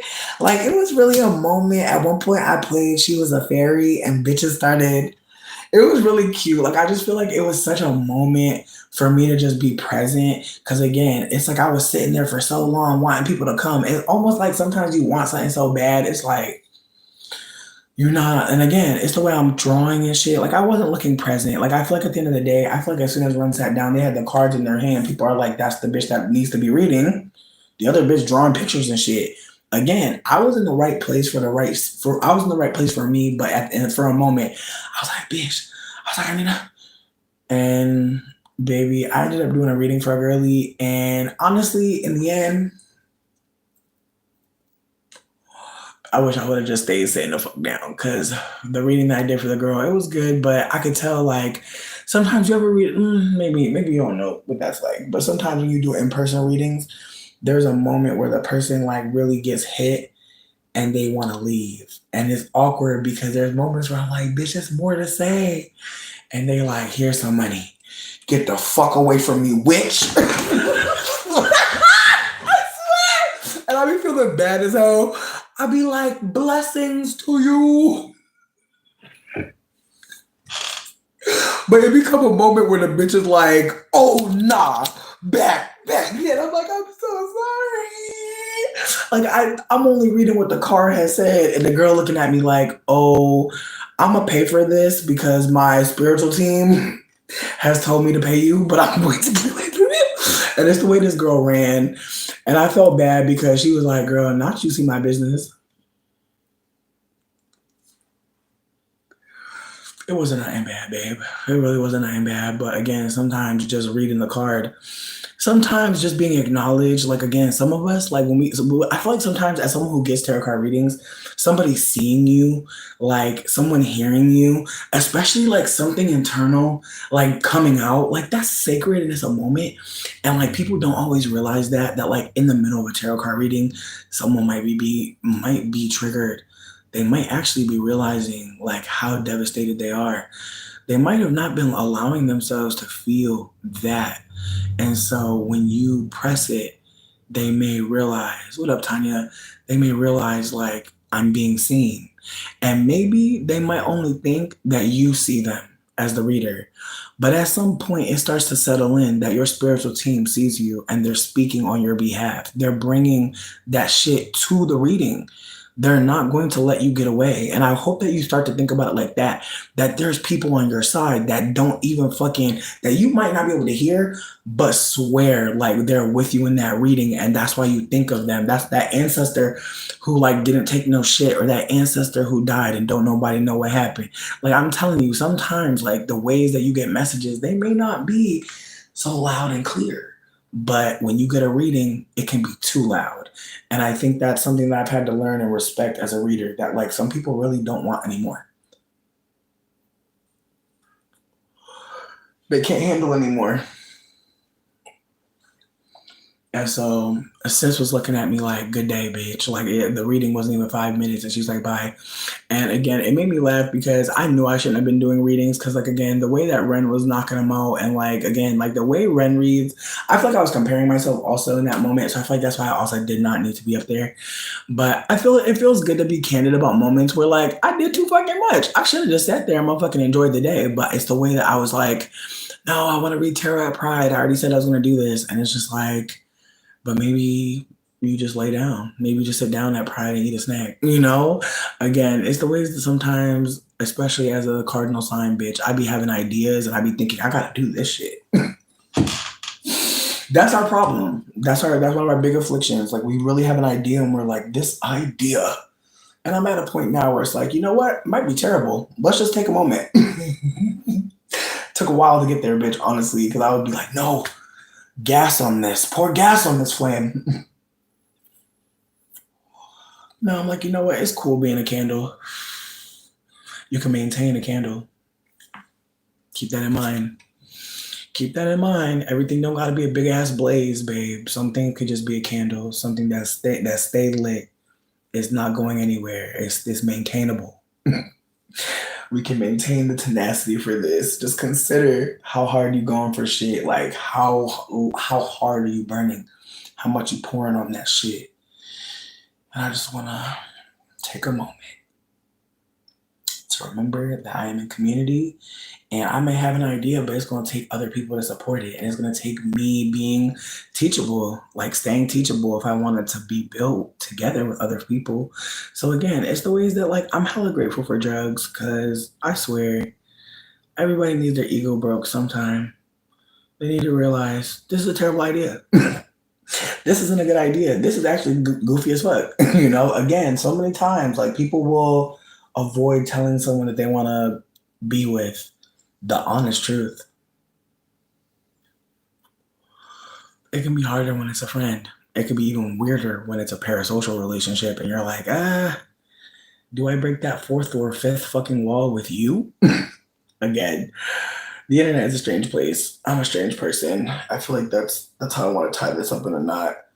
And so it's okay. It's okay to not understand what the fuck is happening sometimes. I feel like sometimes that's the best thing. Because sometimes you might understand a little bit too well, and that could absolutely throw you off. Ooh, I'd be so grateful for being unsure of what the fuck is going on. Because sometimes and you're like, how do I unsee this?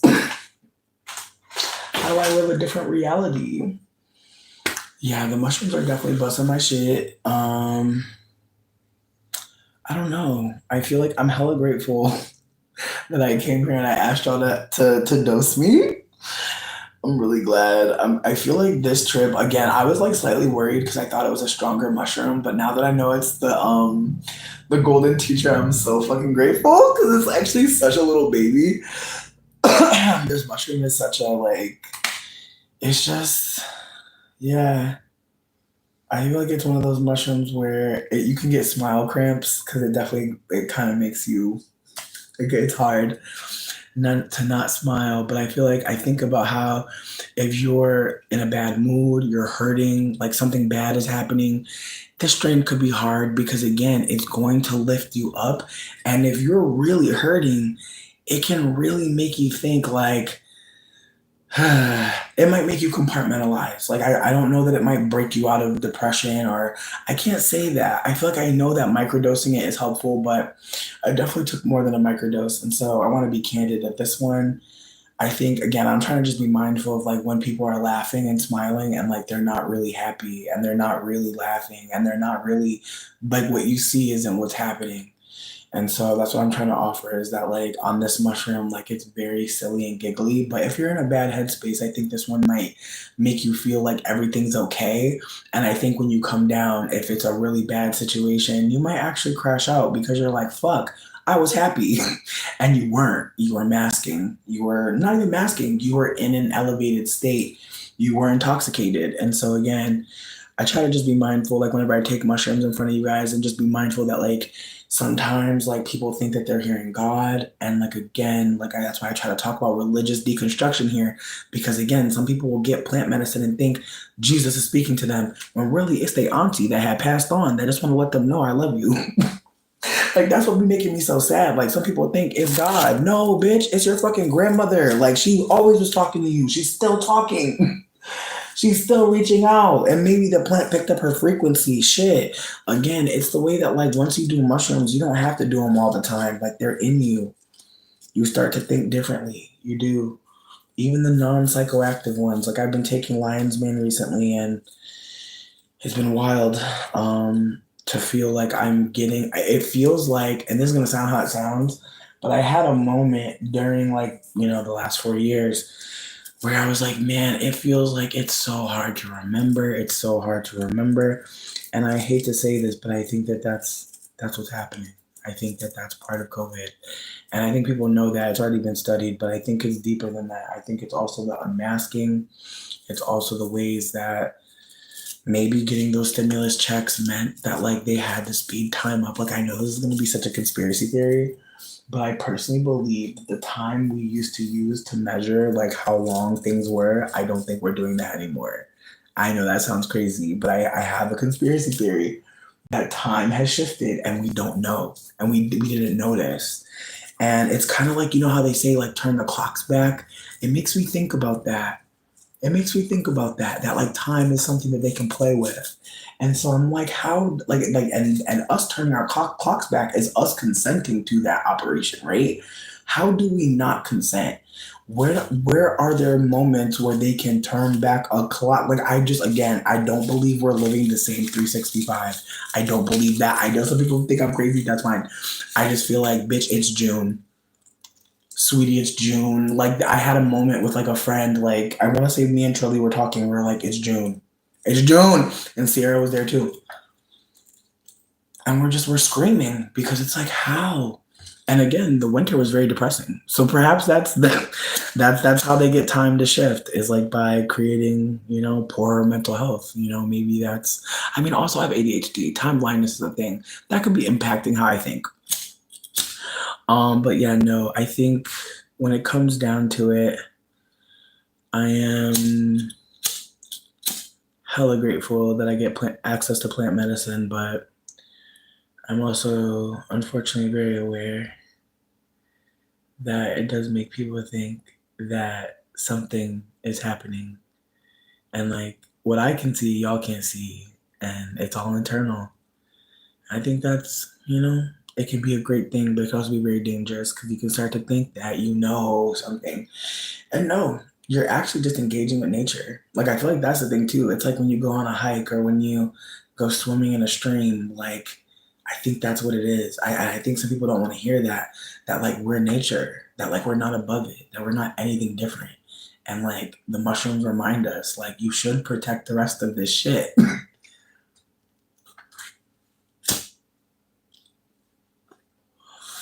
Like, the mushroom definitely like has me like wanting to throw up, trying to kill a fucking ant, bitch. I used to be able to kill an ant so easy. Now I'd be scared as fuck to kill an ant. The fruit flies are different. I've dehumanized them. I've been able to denature them, and I'm just like, fuck you. I see them in their op. I see them in their opset. So I just listen. Not every mushroom does that though. Like, some mushrooms, like I had a mushroom experience, and me and a friend talked about it, and it was very hard. It was a mushroom. I'm not gonna talk about it. I'm not gonna say the name of it because I don't want to give it a bad reputation. I'm gonna say with it again. But it felt like, to me, like the mushroom was literally cracking. Like, I felt cracking inside my body. Like no one could hear it obviously but me. But it felt like there were things inside of me that were literally like breaking out. And it felt wild because at some point I was having a very vivid, like when I closed my eyes, I could see something really beautiful happening, like, so vividly. And I smoke a lot of weed, so I don't have a lot of dreams. I found out that that's a thing. When you smoke weed, you don't have as much dream, which is interesting because I met people who are smoking DMT. You may not know what that is, and I'm gonna be real with you. I'm not as well versed. And what's funny is I have a fucking DMT pen. I don't use it. Dane uses it. Apparently, like, when you die, a bunch of DMT gets released into your brain. And apparently, people have figured out how to harvest it and smoke it. Yeah, that's where we are. People are smoking the death, the death that is drugs. Again, I want to be candid. I have a Capricorn stellium. I'm going to always investigate what's demonistical and what's bad for us. And I'm telling you right now, the fucking, what, I'll just say it. It was called Iceberg, which is like fitting. It's called Iceberg, and you can really feel the glass breaking. It's very, like, you could feel the ice breaking in you. It was very wild, but I also saw really cool visuals that, in my honest opinion, were worth it. Like, I feel like if I can see a visual inside my own mind, whoa. And that's how strong it is. Like, it shows you inside your own mind. But to get that, you have to like break something inside. You have to let something fucked up out. And me and her both like had a moment where we were like, yeah, bitch, like there was a moment where I felt really fucked up. And she's like, me too. She's like, I was howling like a fucking wolf. And I was like, really? And so I don't really be giving that one to everybody. I'd be like, hold on. What's going on with you? I gotta ask more questions. Like, I gotta ask more questions about everything. But that one, I definitely be like, hold on one second. What drew you to this one? Because again, like, that one, I feel like I'm gonna be candid. Like, I feel like we're having a bad trip can happen for a lot of reasons, but whenever I test medicine, I try to consider that like this could go left. You know, this could make somebody feel like this or that.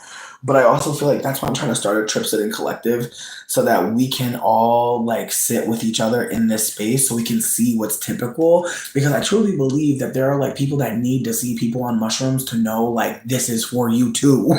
You're not different from us. Like we all need it. And I want there to be like so many people that it's like you can find someone who maybe looks just like you, or looks like your cousin, or looks like your auntie, or somebody, so that you can sit with this and see like this is helping. It's helpful. And again, I know I'm being emphatic, but I'm the mushroom slut. Leave me alone. I'm gonna always talk. That's my pimp.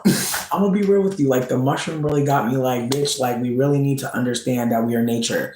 Cause then it would actually make sense that we are not supposed to be doing this. Like there are a lot of things we're not supposed to be doing. And the universe, or the environment rather, is giving us a fucking ultimatum, and we really have to heed it. And the way they're cutting all this money, the way they're letting people perish because of fucking national disaster or natural disaster, we really have to start to talk to each other more and more and more. And again, it's hard to talk to people. It's hard to talk to white people. It's hard to talk to people with privilege. It's hard to talk to people who are removed enough to not care. I want to make it easier for us to talk to each other, and I feel like mushrooms does. Like when people get mushrooms, it really do shift how they see, and it's wild because like sometimes I find that people who are so afraid to take them, when they finally take them, they're like, "Thank you," and I'm like, "You're so fucking welcome," because again, I get scared too. Like even telling y'all like, should I take mushrooms? There was a moment of fear, but it's like again, I was afraid at first because like I'm like, damn, these shits might be mad strong. But then I'm like, oh no, it's the fucking golden teacher. Like it don't matter how much I tech it, like it ain't about to hurt me. It's just a bad bitch. Like again, it's a very beginner friendly strain. You're gonna see some cool things. Like if you like to draw, you like to color, you like a graphic novel, you like to watch anime, baby, this is the one. This is my journaling. Like I come here sometime to do a shroom room because like I want people to see what it looks like for someone to be like mentally unwell as fuck do mushrooms. I am my first experiment. I am the experiment that I started. And so there are other people out there who, tell me like, things going on with them, or they talk freely with me and we talk about it, and like maybe they want some too. But again, as I said, I'm a slut. I'm a whore for this shit. So I'm gonna always tell people about it. And again, I feel like if you're scared to take them, that's okay. That's okay. I would never want you to take anything that scares you. But I think that I have to keep on explaining so much that like there are so many people who, when they take them, they finally acknowledge that fear is a part of this shit. But not doing things because we're afraid is wild. And I love that part about mushrooms. Is like once people take them, they're like, wait, I did it scared and it was great. Again, people have bad trips. I don't want to make it seem like people don't have good trips or bad trips or complex trips that last a little longer than they want. And I'm gonna be real with you. I said that if I wanted to come back home, I was gonna eat some ice cream, but I feel like I'm feeling great. I don't feel any bad feelings. I feel pretty groovy. So, but if I was feeling like shit, or if I was feeling bad, I'd probably eat some plantain chips.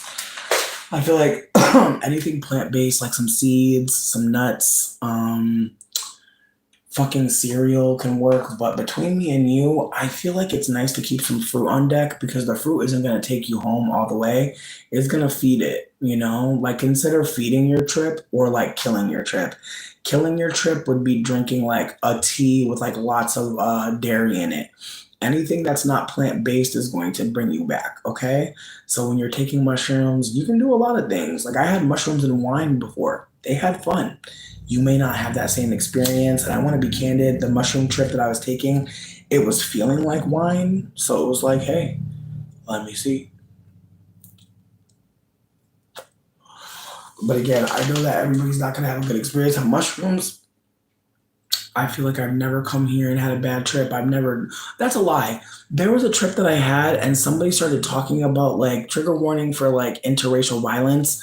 But there was like a person who came into the chat who was mixed and was talking about their black partner wanting them to like be anti-black, and it was so awkward because it was just like, what is leading you to breaking silence right now in the middle of someone's mushroom trip? Like in retrospect, that was very strange, but at this point I now know that like if someone did that I would just get them out of here, because I would see that they're not trying to respect the headspace I'm in, that they're trying to like get me to do work on their behalf. Because again, if someone does something that makes you uncomfortable, first of all, you're uncomfortable.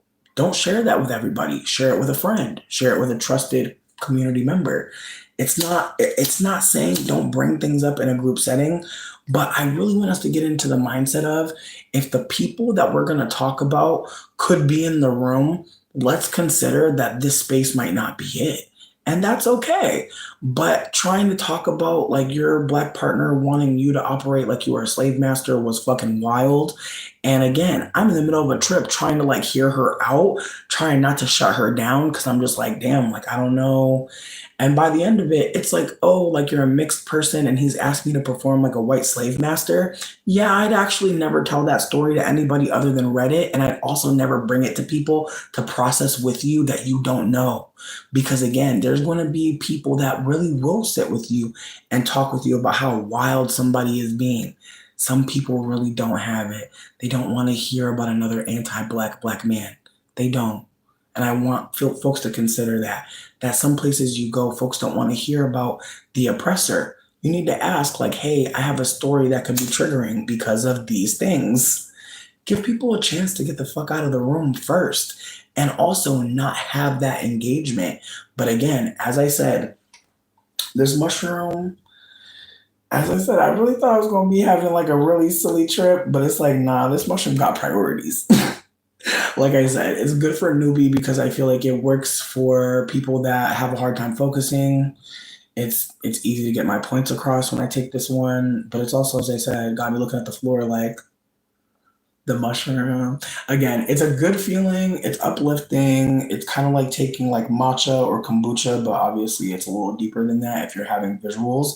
I would not drive on this one. I feel like if you take like a point two with breakfast or below, I think you might be able to be Gucci. But again, I feel like when you're microdosing, I feel like just be a little bit mindful about like what it's doing. Maybe take a week of observation before trying to do stuff on it. Because again, I think it makes sense to sit with yourself, but also talk to people, see what that mushroom inspires you to do. Then you'll be able to give a better report because a lot of people are taking mushrooms. Not a lot of people know what they're taking. And so that's another part of my work. I want people to know exactly what they got so that when you talk about it, other people can get information. There's so many people being like, I took some shit that was yellow. I feel you. Now we stuck because there's 500 yellow strains. And so, I want to be candid that like there's a lot of work that's been done out here. Shout out to Maria Sabina. Shout out to all the cuanderas. Shout out to all the medicine workers. Shout out to all the white bitch that cut me off, that I cussed her out. I'm sorry for cussing you out. If you seeing me now, I'm sorry for cussing. Listen, I was stressed, bitch. I was stressed. And on top of that, I felt like you were saying fuck it. And I was like, damn, I can't get a refund off some shit that was returned to you. That was my anger. I was never really mad at you. I was upset at how you handled the situation. But I do hold that like me cussing you out and you checking in with other people to see if you should cut me off. I respect that. But I also wish you would have gave the context of everything. Cause it's like I cussed you out after you said, oh well. I didn't cuss you out before you said, oh well. I cussed you out when you said my money, my client's money don't matter. And you're not going to refund and you're not going to resend. That was why you got cussed out. And I pray you know I fuck with you heavy. I do miss the price point. And if you miss me too, bitch, I'm open for apologies, bitch. Like let's talk. Again, I want to be candid. I've definitely made mistakes. I've definitely made some fucking mistakes, bitch. But again, I wanted to shout out all the people that helped me get here. And I'm sorry for calling you the white bitch, the lady I met in the comment section many years ago. Appreciate you. Appreciate you. Love you. Sorry. So sorry. Yeah, again, I didn't expect to be talking about all this shit, but I'm trying to be candid that I didn't get here on my own. So a lot of elders, a lot of people lost their motherfucking lives. People got their fucking house burned down and shit because they were sharing this medicine. The government do not want this shit to get out because it really makes you consider, oh no, we have to build something before we destroy something. It really gives you a moment to really think about the future. And again, I said this before. If I don't get my needs met today, who gives a fuck what happens tomorrow? But when you're broke, you must think about tomorrow. In fact, today is impacted already because you know tomorrow's coming. It might come. Shit, it has to come. I hope it comes. There's a check waiting. Again, it's the way being poor is such a fucking mind game. It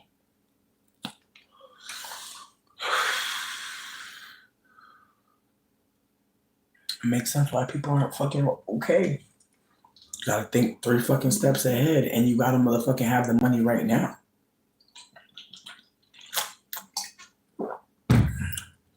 I mean, here's my thing. I think that sometimes people want to share stuff in community because they want support.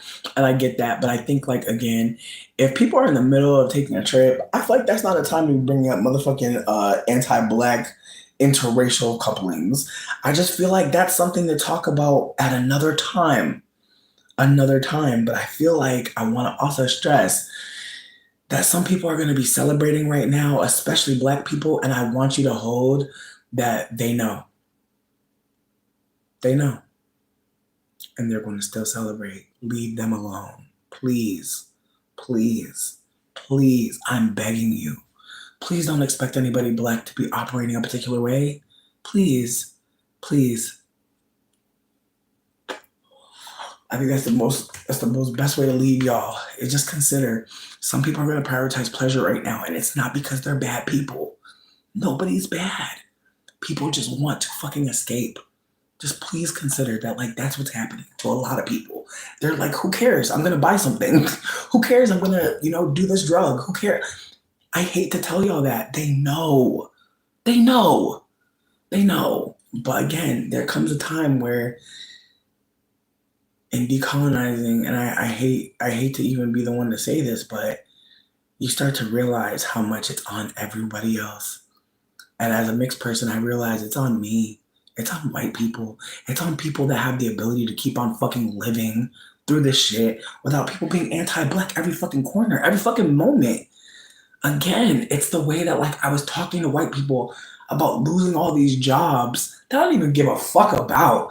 But I'm just, like, doing all this, and it's like, fuck the jobs. Like, it's the reality that, like, black folks aren't there. That they've already look like they're a black person. Look at that. Look how they be cutting my mic, bitch. I swear. Let me get real animated. They be like, hold on now. We wanted to advertise Bank of America on this, please. I thank you so much. No, you're not random. I miss that shop a lot. I like being a salesperson in that capacity in ways, but in retrospect, bitch. I just started thinking of something crazy. I was just like, man, it's so crazy that I never got lice. Like, I'm not trying to be funny. But it's like, bitch, I put on every hat in that bitch. I put on every motherfucking hat. Like, I'm surprised not one wig came up licey. Like, in retrospect. Just in retrospect, bitch. Like, I'm just so surprised. Because that would have made sense. But anyways, like I was saying, it's the ways that, like, we're all just, probably not on mushrooms like me, but we're talking about things, we're saying things. I feel like Pride was okay. I feel like for the most part, we were just posted up, just kicking it. I feel like I really didn't engage that much because I was just watching people, and it was awkward because I feel like white people were doing this, like, extra ass, like, you know how white people be when they look at you, bitch, like, looking. And sometimes I deny them. Like, sometimes I'll be like,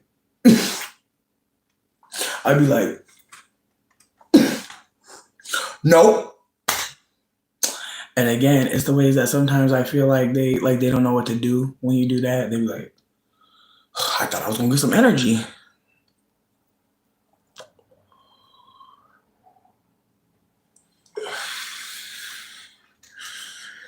It's the way I'm like, bitch, do you have some money? Like, it's the way, like, I want somebody white to have confrontation with me. I'm like, can you just give me some money and leave me alone? Please just pay me. Just pay me. Just pay me. Please, please, please. All right. All right, Plubis. Look at Plubis. Look, they tell us we can't yell fire in a crowded theater. And it's so funny because it's like people want to yell fire. Like I think about that. I think about all the things they say you can't do and all the ways people just do it. It's like, why tell people not to do these things? What's the point of that? I don't know. I had like a really crazy ass idea. I started thinking about listening to the Bible. I know it's gonna sound crazy, but I started listening to the Bible from the beginning just to try to understand white people. Like I know this is gonna sound crazy. I know some people think I'm crazy, but bitch, they love that book, don't they? So I was like, bitch, I gotta read this shit for real, like from this place. Like I couldn't have really understood it before. But I'm like, I gotta read the Bible right now because the Bible is coming into play in such a way that I'm just like, I gotta really read. And I'm reading the Bible, and it's just like that Genesis, man. Genesis is so hard to get through. Ooh, especially after like listening to the audiobook Braiding Sweetgrass. Like it's just like let a man tell it, but then I'm also like, let a woman tell it. But let a woman tell it from an indigenous perspective. And again, I'm in like such a weird space right now because like I've seen people think that the opposite of patriarchy is matriarchy, and it's like, nope. And again, it's the way that I know that I'm gonna have fallouts with that. Like I know there's gonna be some femmes and some women that are like, fuck you, and it's like, I hear you. I hear you. But as a non-man, I want to hold that like I'm not about to fucking be thinking that the opposite of patriarchy is all women are good people and we should trust women automatically. No, that's not how it goes. When you're oppressed, your in-group can be kind of ruthless because of the oppression. And we know this as femmes, especially as non-white femmes, that in-group can be very ruthless. So I want us to hold that like we're in captivity. The gangs, like we're in jail. We're in jail, bitch. And there's gangs. Like keep that in mind. In retrospect, I think that that's how, like that's what it really is. It's like the tribalism around race, it's a gang. And so I think about it in that way and like how gangs fight for turf and like how gangs war with each other and how gangs have understandings that certain things are okay here, but not over here. And so I'm just trying to pull shit back. Oh, just Debs, I'm so great. I'm so grateful that you said that. Thank you so much for being kind to me. I'm glad to see that you're in Amsterdam. I'm glad that they're out there. I'm so glad. Like I've seen so many black folks. Like when I went, oh my god, the afros are out, bitch. Like everybody and their godbrother got their natural out. It's so cute. I saw so many beautiful afros. Like, and I remember I saw this one girlie and her afro looks so good. And I was like, girlie, I was like, your afro is killing. And I could just tell, like, by the way she received me, that, and she was sitting with a bunch of white people, and I just want to hold that. Like, I was the girlie. I was the token too. And I just like in that moment, she was like, thank you. Cause they gagging for these white bitches. I swear, baby, like being the brown girlie with the white girlies, I swear they be gagging for white girlies so hard. All the boys want to be my friend. All the boys want to be your friend. They do not want to date you. Oh yeah, she cool, she cool. That's Sheila girl. That's Sheila's homegirl. Yeah, yeah, yeah. Oh, that's Kelly homegirl. You know what I mean? You homegirl. And so with that being said, it's the way that like they don't want to be with you, but they definitely want you there as a social buffer. And it's awkward because again, it's the ways that like I wasn't trying to go all into this, but I had a white person reach out to me who like used to know me when I was younger, and they sent me a picture, and I started dying laughing. I didn't say this to them because I don't know them like that anymore, but it was a photograph of me drinking a Dr. Pepper, talking, and I'm in a group full of white girlies, and I was like, she don't even realize like this photograph is like a horror photo, like to somebody, like somebody could see this photo and be like, oh no, like it just made me laugh because it's just like there's photographs that white people have of me in them, and it's like that's not good. Where am I? You know what I mean? Where did I go? And it's the way that like she popped out and like she had twins and like we caught up a little bit, but it's just so funny how like all the white people I knew, I don't know them, and it's so funny. And I had this one white girlie. Like one thing the photo jogged for me is that I lived with this white girl for a little bit because like after my mom lost me in custody, there was a moment where I was chilling with this white girl like hella hard, and her mom was like this white lady named Karen, very convenient. And she was very interesting. I want to say she was a Scorpio. I can't really fucking remember. I hate that for me. But basically, Karen had a daughter named Lindsay, and like we lived together, and it was awkward because I feel like the thing that sucked is that like me and Lindsay were great friends because we were both fat bitches that like to just relax and be on the internet. That's our bond. We both like to just kick it and be on the internet in the house. Yes, God, bitch. Let's go. That's a great friendship to me, bitch. Yes. Scrolling for hours, eating snacks, watching music videos. It was perfect. Never, never, never. I'm never coming for y'all.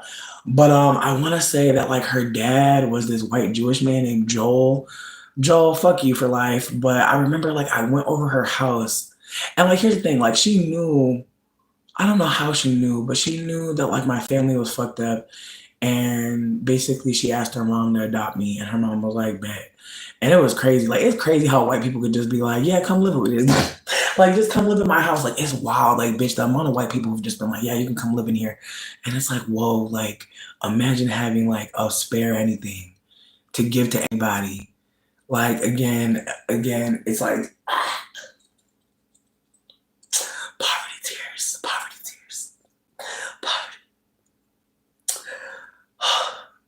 Oh, they didn't even come out, bitch. I couldn't even afford them. I'm sorry, bitch. I'm sorry. I love this strain. Golden Teacher is so fucking funny. But anyways, so yeah, like I was just hanging out with this white girl and her mom, and we were living together. And her mom had bought her a laptop and didn't buy me one. And she's getting a check from the state. And I just remember being fucking disgusted, and it was awkward because all her friends from childhood started noticing like that her mom is treating me like shit. And it's awkward because I'm trying not to be a bitch, but it's like, bro, like not you adopted me to be like a stepchild, and you only have one child. So it's like you could really just treat us the same, but she refused. And it sucked because I feel like she was trying to make sure Lindsay felt special, which is important. I'm not going to take away from that. But the way she wanted me to feel less special was the issue. You can make both of us feel special. You can go out of your way for both of us, but she didn't think she could. Clearly, in retrospect, at the time, I'm like, Karen, I know you get paid hundreds of dollars from the state. And for some reason, there's a budget for a laptop for you and Lindsay, and I'm using an old computer that barely fucking works, like an old desktop in the corner that y'all been had, like y'all blowing up off the state check, and y'all think I don't see this shit? And I'm telling my friends, like, yeah, like we went clothes shopping and they mostly bought Lindsay clothes. Like it was very much like me detailing to our mutual friends, everyone in that photograph that was sent to me, like, you guys, and nobody really gave a fuck. And it was awkward because Lindsay reached out to me a few years ago, and she was like, she's like, I'm really sorry for how I treated you. She's like, I really didn't know how to have a sister. And I appreciated her for apologizing, but at the end of the day, I wasn't ready to process it then and there. Like even seeing her, I had forgotten about how much she had done and how much her mom had done, because it was mostly her mom. I think at some point she started to like, obviously like hear me talking my shit. She's like, well, my mom, my mom's my mom. And it's like, no, no, no, she is your mom, but she's not my caretaker. And I have feelings about her. And it was awkward because I feel like I started like talking shit about her. I remember one time, bitch, this is awkward. On Fridays, we used to go to the mall as kids. And like, I remember like one Friday, like Sydney, oh well, Lindsay's mom had bought us both phones, and like we go into the mall, and I don't know why, but my phone had this like thing where it would like auto answer while it was closed. I think I set it up like that by accident. And like I'm talking mad shit about Karen, my caretaker slash my best friend's mom, and she's hearing every fucking word, bitch. And she's sitting in the fucking food court, like above us. And so I'm like outside talking to people and being like, yeah, like fuck Karen, she's being a bitch. And like, I'm going in. The look on that bitch face when she seen my ass, oh, bitch, you would have thought she'd be like, bitch. Oh, and it sucked because again, like I was righteously angry, but the way I was talking shit about her was awkward, and I know she was getting an earful because other people were joining in, and they were the friends of my best friend, and so it was very much like, oh, all the kids know that I'm a piece of shit now. All the kids want to jump me because we were talking about jumping the bitch. Like that's the funniest thing. Bitch in the food court eating some Charlie's fries, hearing me being like, yeah, fuck Karen. Like, I literally want to take a dookie in her motherfucking food. Like, I literally was saying the worst things you could say. Like, I was trying to make everybody laugh, bitch. I'm going in. And everybody, like, yeah, fuck Karen. We should take a dookie in her food. Like, we were just, in retrospect, wow. You know what I mean? But she's sitting there just eating her french fries, just hearing me, bitch. And why the fuck when she picked this up? She's like, hey, Tati. She's like, you might want to hang up the call. And I look at my phone and notice that I've been on the phone with this bitch for 45 fucking minutes. Just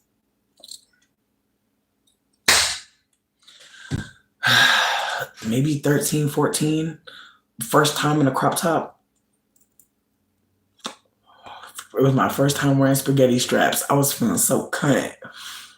I was like, 3 fingers for who? Nope, I got a spaghetti strap. Ooh, I was being so fucking hateful on that phone. And I'm gonna be real with you. I felt it at the time. In retrospect, ooh, she was so fucking mad. And again, it didn't help that Lindsay had a father who was being a weirdo. And like he was racist as fuck. And I just remember like there's this racist thing that he had said. And I remember like that day. And I remember Lindsay like realizing her awkward.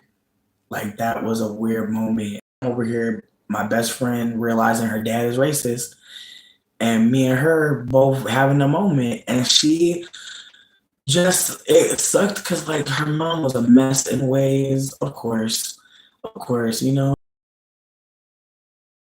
father, and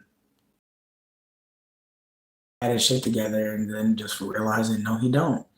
And then, oh my God, bitch, then he became one of them white people that get dreads and like go live in the woods.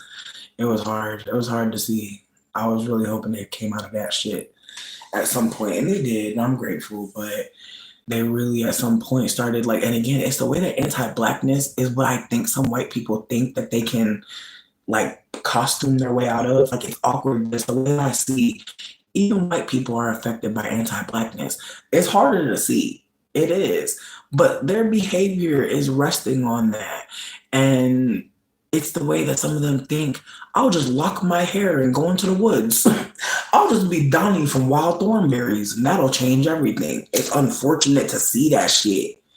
I hate to say that. It's unfortunate, but some of them start thinking the indigenous way, you know, is to go live in the woods and start stinking. It's unfortunate. I hate to say that, but it's true. Like some of them, they like people be thinking that they lock in their hair to, and it's because they're not able. They don't have the language, nor do they have the community. It's really sick to really stumble upon this. That like white supremacy really has some of them thinking rejecting it is becoming black. Listen, listen. I hate to tell you that, but some of them think that the answer is changing themselves. They don't think the answer is to talk to white people about their behavior and what it's changing them into, what the performance is, how the performance is harming them. They don't think that. They think I'm going to look at the community that's the oppressed community and take on their aesthetics. I'm going to perform in a way that I feel has happened to me. I want y'all to consider white people think black is a feeling. And part of it is because mixed people have debased blackness into, well, we've experienced anti-blackness. I want y'all to consider that like things shift in a way, language becomes, and people start to think that they figured it out. Another reason why I think we have a trip collective, so that when people are on mushrooms and they think things that are maybe harmful or the opposite of what they think is the oppressor, they could be among people that say, hey, let's keep thinking. And I think about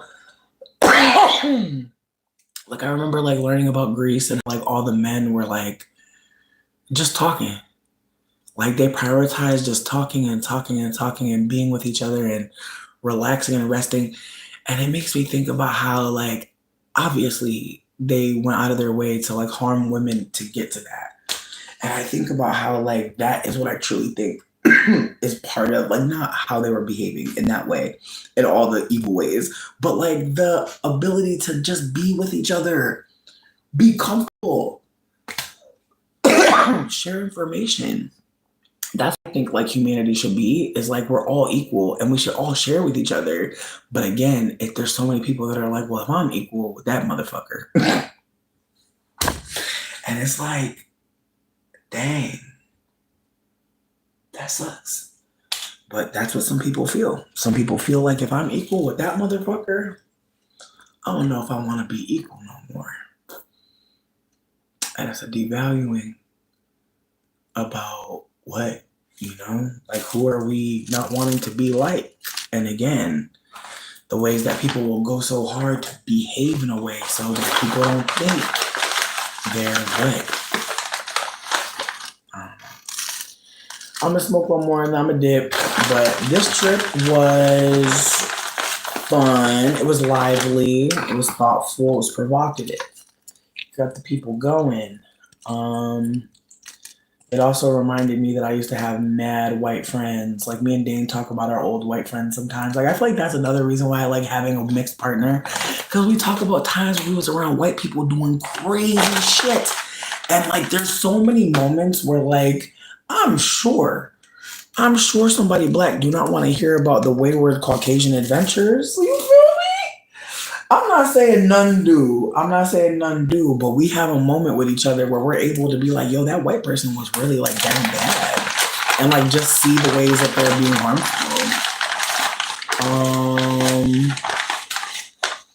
I'm crying. I'm screaming. Why don't you take care of your child? How about that?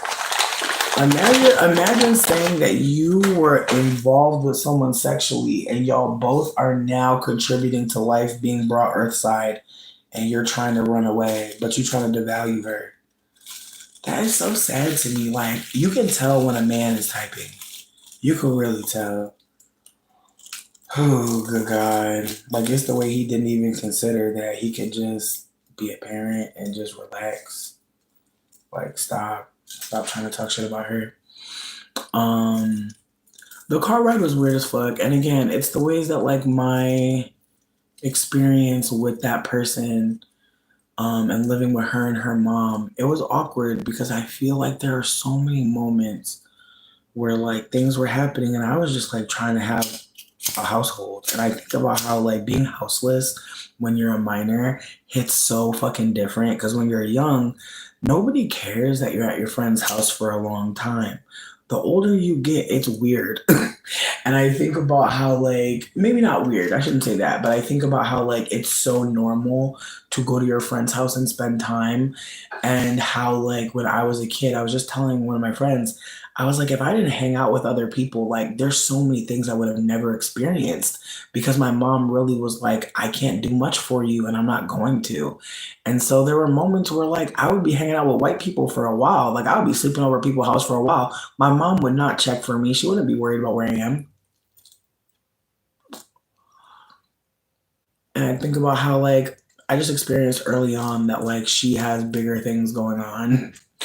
And I think about how like when you're raised by someone who doesn't really pay attention to you, you go where you're gonna get the attention. And I think about how like I was hanging out with a lot of white people and it started to in retrospect, it started to seem like damn, like if I don't leave my house, if I don't go to someone else's home, like I won't experience like certain things, like certain, and again, they were like internet. Like I remember like we didn't have internet at my house.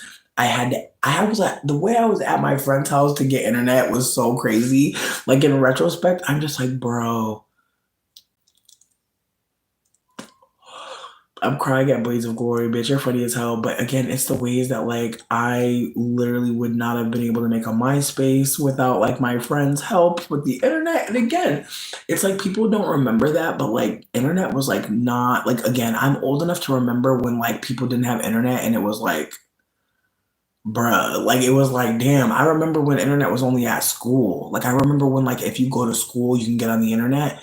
But the older I got, the more it was like, oh, you ain't got no internet? Oh, and again, it's the ways that like over time as a poor person, you start to realize like getting away from my poor family is easier because I prefer to be around people with money. And again, it's the ways that like you learn as a poor kid to become a capitalist because you start to think, oh, well, my family must just be poor and like doing something wrong. Again, it's the ways that you learn as a poor kid. If you're never taught about, poverty and how it's like, again, someone said something that this is so triggering, but I wanted to share it because again, it's still sitting heavy in my chest. And I just want to say I'm sorry for anybody who has ever grown up in the projects or the hood and doesn't want to hear this. But somebody said the projects and the hood is a concentration camp. And I was like, it's worse.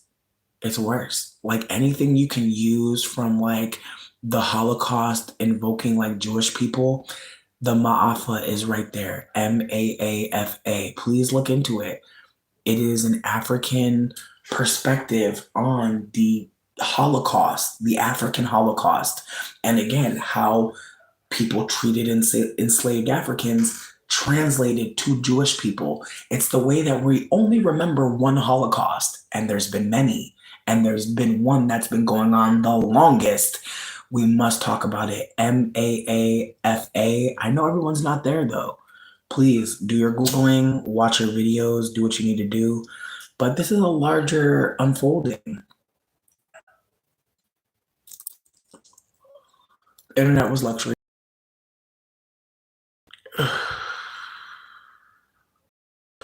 You know what? Well, you said you always wonder what parents who do what she did think, because I know what you mean about staying with a friend. I mean, hear me out. I feel like she knew I needed help, and I feel like she was as motherly as she could be. And I think I hate to say this, but I've always been like really goofy and performative because I kind of knew when I was younger, if I make people laugh, they'll keep me around. I hate to say that, but it's like I realized very quickly, like, oh, people like it when I'm being silly as fuck and I'm being goofy as fuck. This is very easy to do. And it seems like people are appreciating me and they're around me and they prefer to be around me. They're inviting me to things because I'm making them laugh. And so, again, it's the way that I made her mother laugh so much and she appreciated me. But also, I think about how white people think of people of color as older. Like there are white people that like ask for help from people of color in a way that shows like that they see people of color as like wiser, but like they operate in this way that is supposed to manipulate them into assuming like no, like I'm not smart. And it's awkward because again, it's a manipulation, it's a tactic, and it's something that was created, it's a system. So you're not goofy or dumb for realizing it. And it's part of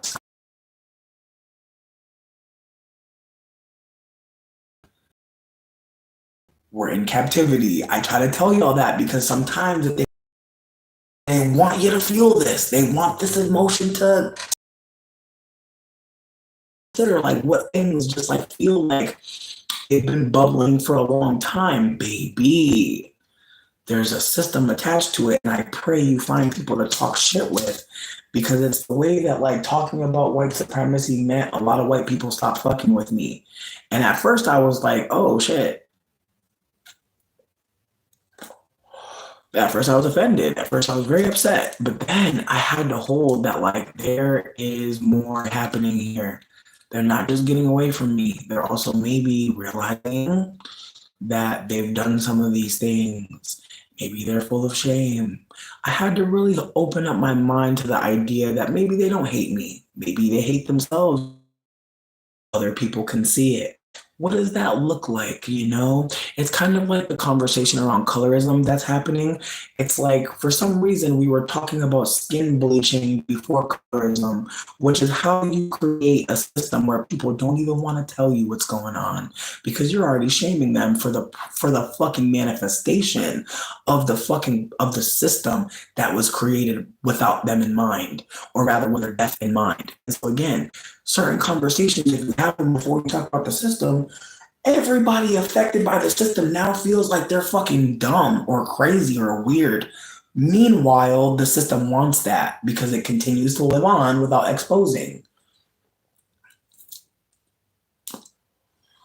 Exactly, and that's the thing. It's like the ways that like if you're poor or you're from a like if you're from a place where that's just the thing, like poor is so different for everybody. Like I used to think like I don't even know. Like I used to know I was poor, but being around white people made me feel like I had money. And I know that sounds really crazy. I know it sounds crazy, but it's true. Like it's the way being around white people made me feel like I was also like I had this one friend and like but she lived in a mansion. It's crazy when I think about it because like in retrospect, I don't think anyone of color ever was like near their family. Like I remember the way they treated me and it was so like it was awkward because it just felt like they were like honored that I fucked with them. It was wild. Like I can't even like there's just so many white people that will be like, you came to our event? I hate to tell y'all that, but there's some white people that get so excited. They're like, you welcome. And again, like I want to be candid. The person I'm talking about, he was kind of like, how do I say this? Like his dad was like outgoing Italian as fuck and his mom outgoing Italian as fuck. Him, nerdy, loves to be in the house, had a girlfriend, and then they broke up, but like they were like that kind of couple that's like always cuddling. You know what I'm talking about? The couple that's like always on top of each other, like somehow they're always like Barnes and Noble's fucking sofa, legs entangled, like you know what I mean? Like just fingers clasped, you know what I mean? Not cupped, you know what I mean? Like just very much like we're in each other's world. There's a world happening here. You're not a part of it. We're in this together. Watch us if you like. We don't care. We're in love. And again, I love their relationship because it just was like we're all kicking it, vibing, and then there they are, just like on the couch, like a bright eyes music video. It's adorable to me. And then there was Mark, who was man, I don't even know. Like it's weird. It's like I had a crush on Mark, but we also were like friends. But I also feel oh my god, like a bunch of boys. They were all like, and like I met them. I feel like I made a video a while ago called "The Feet." I feel terrible, but I feel like between me and you, he's still okay. Anyway, I don't know what his feet looking like at this point. I don't check on him like that. No shade. But again, when I made the feet video, that was who I was talking about, my friend Devin, who was the cousin of the boy I'm telling you about. But like I said, one of the boys I used to kick it with when I was in high school, he basically lived in a mansion. And I remember going to his house and just being like, bro, like on some like if you've ever seen the show, like the OC, like he was Seth Cohen to me. Like I was like, bitch, and the way I was motherfucking Ryan Atwood, bitch. Like I literally was like, girl, you're rich as fuck. Like this is just, your life is just rich. And I'll never forget, like one day he asked me to come over for brunch. And I was like, I ain't never even heard of that before. Like, I felt so fucking like again. It's the way I was like, okay. And then I came and I felt so crazy because it's like the way that like when you go to brunch, you're supposed to dress a certain way, right? Nobody told me that shit. So I just showed up to brunch like regular as fuck. Bitch, they were wearing outfits. They were the motherfucking, and again, their house is a mansion. So like they have people over to entertain in the garden. It was crazy. And I just remember showing up and like nobody gave a fuck about what I wore, obviously, because I was like the boys' friends. But it was just kind of like, damn, like y'all are really rich. Like, whoa. And again, it's the ways that like I remember going to their house and it's like all the boys that were friends with everybody, like they would just go in each other's fridge. Like it's the way that you would go to this boy house. And again, he lived in a mansion. His mom will always have something in the fridge, always be making something. The mom was like, you want a sandwich? Like the mom just literally like being a mom that I ain't never seen in real life. And so I'm just like, of course I want a fucking sandwich. Of course I want some big motherfucking, like some fried mozzarella. Like, of course I want these things. And again, it's the ways that like the family was operating very much like we got it.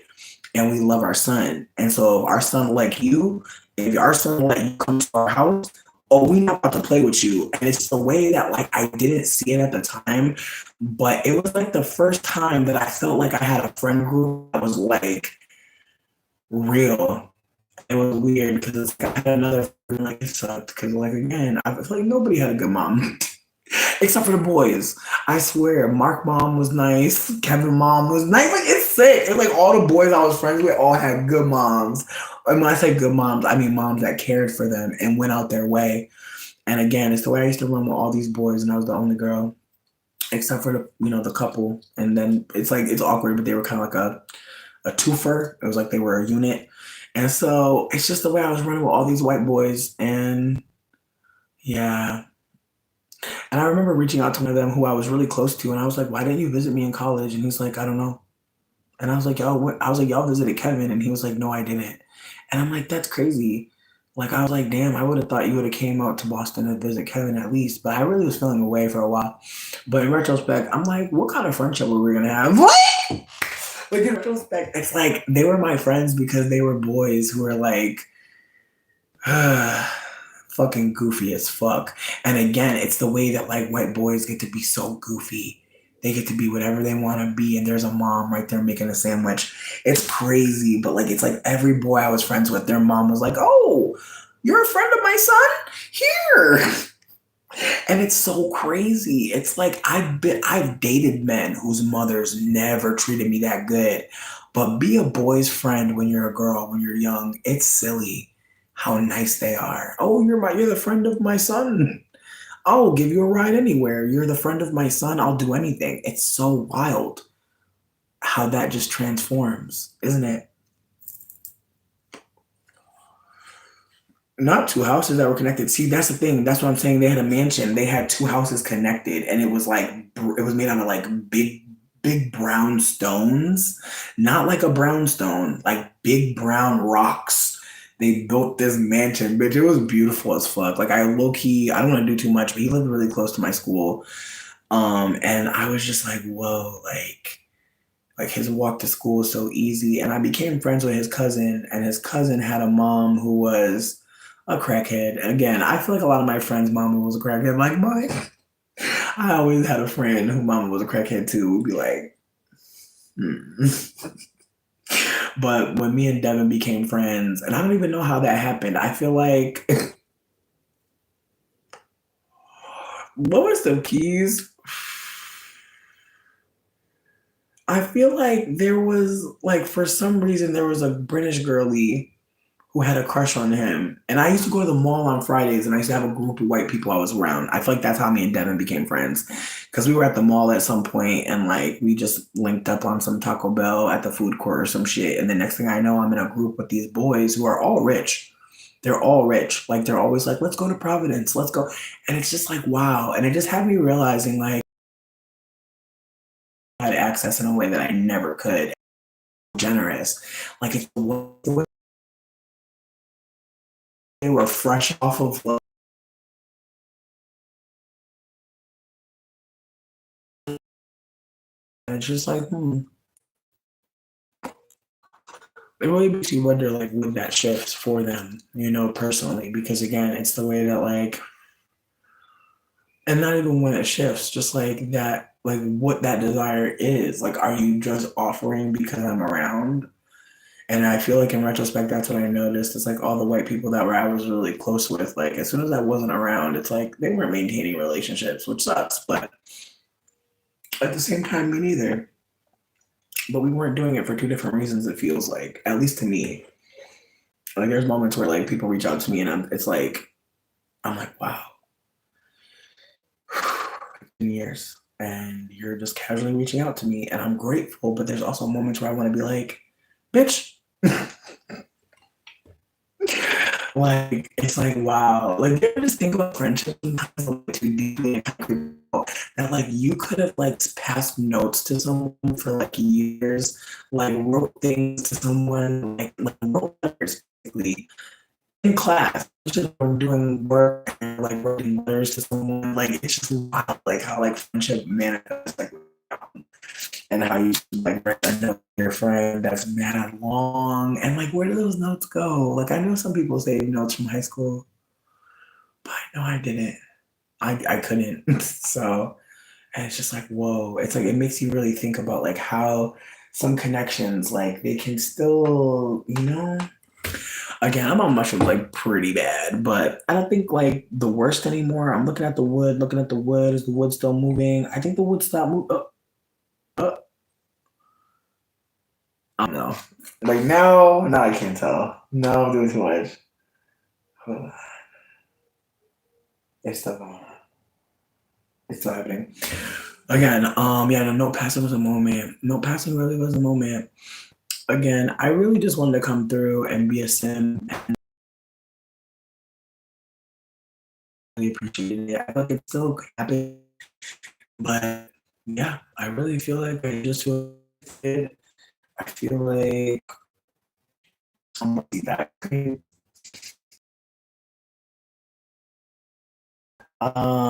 Chick flick. Honestly, this is gonna sound how it sounds, but I love White Chicks. I love that movie. Like I know it sounds crazy, but it's one of my favorite movies because it's so insane. It's so insane. I just wish more people did whiteface personally. I wish more people invested in that. It's the way like this year for Halloween I want to go as Mariah Carey, and I've thought about prosthetics. I've thought about some things. I've thought about again like I've just thought about how funny it is, but I don't know. I just think sometimes that we don't talk about it enough. We just don't talk about it enough. And again, it's like it's the first time that I saw pretend to be white in a way that didn't. Maybe I should watch it again, but I just feel like it made me think about how like white people are operating in a particular way. Not all, obviously, but many white people operate in this way.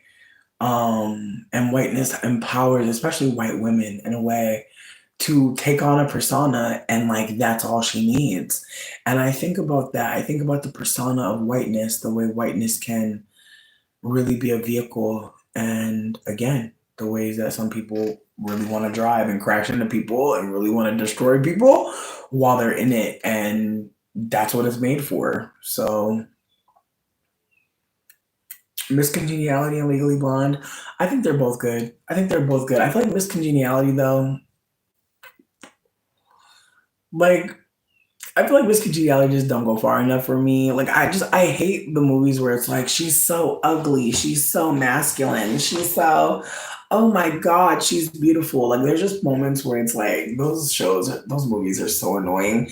I feel like Legally Blonde I like because they're like, oh, she's smart and she's beautiful. Like or you know what I'm trying to say. Like I feel like it was like they're trying to make the white bitch feel dumb, and they really was like, bitch, she's actually quite smart, but the things she likes are seen as dumb girl things, which is unfortunate because it's like it's the ways that like what is a dumb girl like what are we saying? And so I like Legally Blonde because it definitely does like punch up. But at the same time, I think about like Legally Blonde and just the ways that like blonde is seemingly like a type, and again, I wish people would do more investigating on like what people are trying to say about them. Like, what does this thing say about you? Because I think that unfortunately, the idea of blondness being dumb, ditzy, goofy, who does that help? Who benefits from you thinking that about yourself? You know, about Crossroads, bitch. I feel like I barely got into Crossroads. I like Britney Spears, don't get me wrong. I was definitely a fan of the music. I feel like when she like Piece of Me, bitch, I was really here. I was really here for Britney Reloaded. But I don't know where she went after that. I hope she's resting. I hope she's resting. Did you fuck with Crossroads? Is that your shit?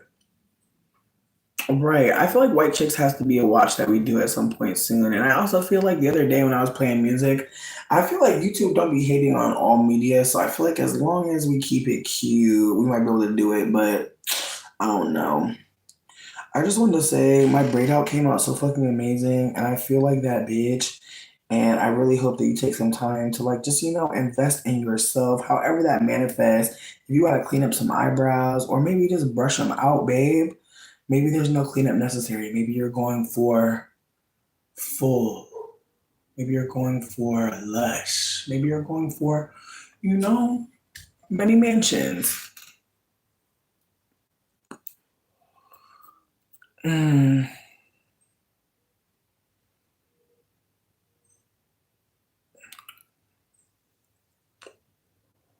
that is tragic. I hate to hear that. Kane, my hair is perfect. I don't need a pick, and it's actually PIC, baby. Actually, I want to say it might be PIK. I want to say it might be PIK, but that's neither here nor fucking there. I just want to say that I appreciate y'all for kicking it with me. Tanya, thank you for sharing more information about being blonde. I feel like just the ways that the white lore, isn't it so fascinating to think about what white people are coming up with again? That's why I started listening to the Bible from the beginning, because I'm just like, some of them are really saying the Bible in a particular way. Just like listen. And I also love like list I love like old texts that people really hold dear, because sometimes you can really hear like what somebody wants you to do. You really hear like how they're setting things up to like create a hierarchy. And I feel like I don't know, like I feel like I need to like become like a religious researcher or something, because it piques my interest so hard. Like when people can say something and people will be like, yes. And you know what? We about to actually create a bunch of shit to put in this house, and we're gonna have just people coming through putting money. Fascinating, because it's like there had to be other forms of church and worship. You know, like there had to be other things that people were doing to worship or to have that kind of church. And so that was kind of my thought process when me and Trilly were speaking recently. We were talking about churches and stuff, and it was funny because I feel like we were noting that like people be laundering money in churches, and like one of the things that we were considering is like a digital church, where like you don't gotta fucking believe in nothing necessarily.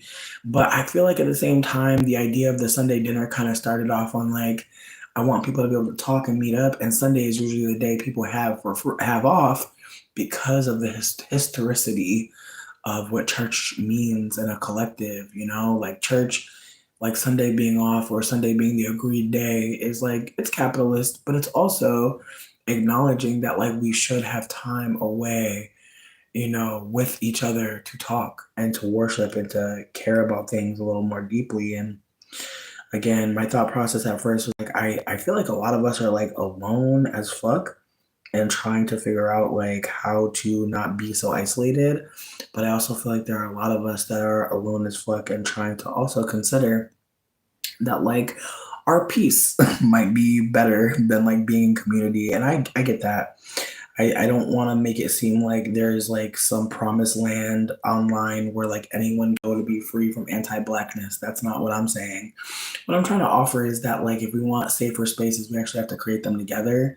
And that's a hard thing to talk about, because again, we have to get clear on like what we expect, what we want to see. That can be a little harder because some people want to see things that they haven't seen before, and other people are offended by that. I feel like as we were talking about Money Long earlier, like there are elders talking down to her, and it's awkward because again, yes, she is a mixed woman in black spaces, and I think that should matter the most personally. But I also think it should matter that like there are going to be older people who talk to people, and I don't think they're going to say it the best way. And I think they're trying to share something, but I think unfortunately there are going to be a lot of older people who are very jealous of younger people. And I feel like I wish we would stop trying to run away from jealousy. It's not a bad word, it's acknowledging something's happening. Being jealous is only information. That's what I'm trying to offer. You're not bad. You're not like doing something wrong. You're not harming people by being jealous. By feeling your jealousy, you're actually not doing anything wrong. And I had to sit with that recently, that I felt a little bit of, oh, why not me? And I had to really sit with that. I had to really hold that it's okay. That's okay. It's not for me. It's not mine. I don't get it. That's okay. I'm going to be okay.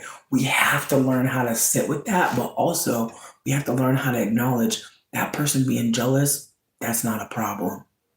That person being jealous, that person being hurt that they don't have this thing, that's actually important to look at.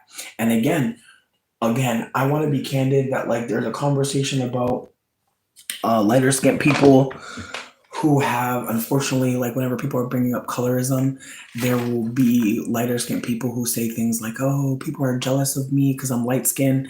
And it's awkward because here's the thing. People being jealous of lighter skinned people is not a problem. It's not, I don't know why I'm stuttering like that. It's not a problem, but I want us to hold that like we live in a world where it's set up to make people be jealous. We don't live in a world that operates as if jealousy shouldn't exist. We live in a world that says, how dare you be jealous? You know, be happy for everybody when that's not possible. And so I want us to hold that there's going to be times where somebody got something and they didn't earn it.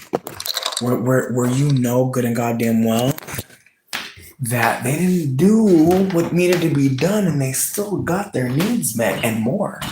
And I want you to know that it is okay to say, that sucked. I hate that. I don't want that to happen. You're not a bad person for acknowledging something fucked up happening. And I feel like, again, we live in a world where people will shut you down so fucking quick if you acknowledge that there's discrepancies or disparities happening in care and support. And so I say all this to say that like, I used to think that like, yeah, like I don't want anyone to be jealous of me. But now I have to hold that like jealousy is an emotion that we're all gonna feel at some point. And so while there are definitely moments in my life where I think, why would someone be jealous of me? Why would someone want what I have? Why would somebody blah blah blah blah? But I think the answer or the more important thing is, why is there jealousy, or why is the possibility of jealousy a problem? I want us to just consider that. Why is it a problem for someone to be jealous? Because maybe then we'll ask ourselves, you know, when we were jealous before, when we've experienced jealousy, was it a problem? No.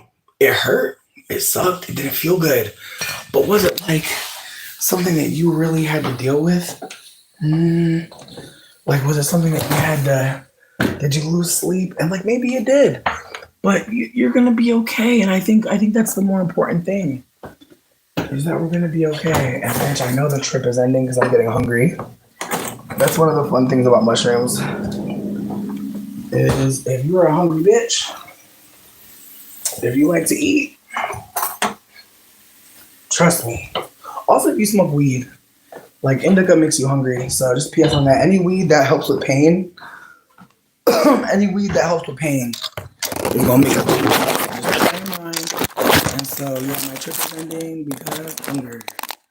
Like when your stomach acid starts being like, hello? I ate that shit, I bodied that. Or worked out.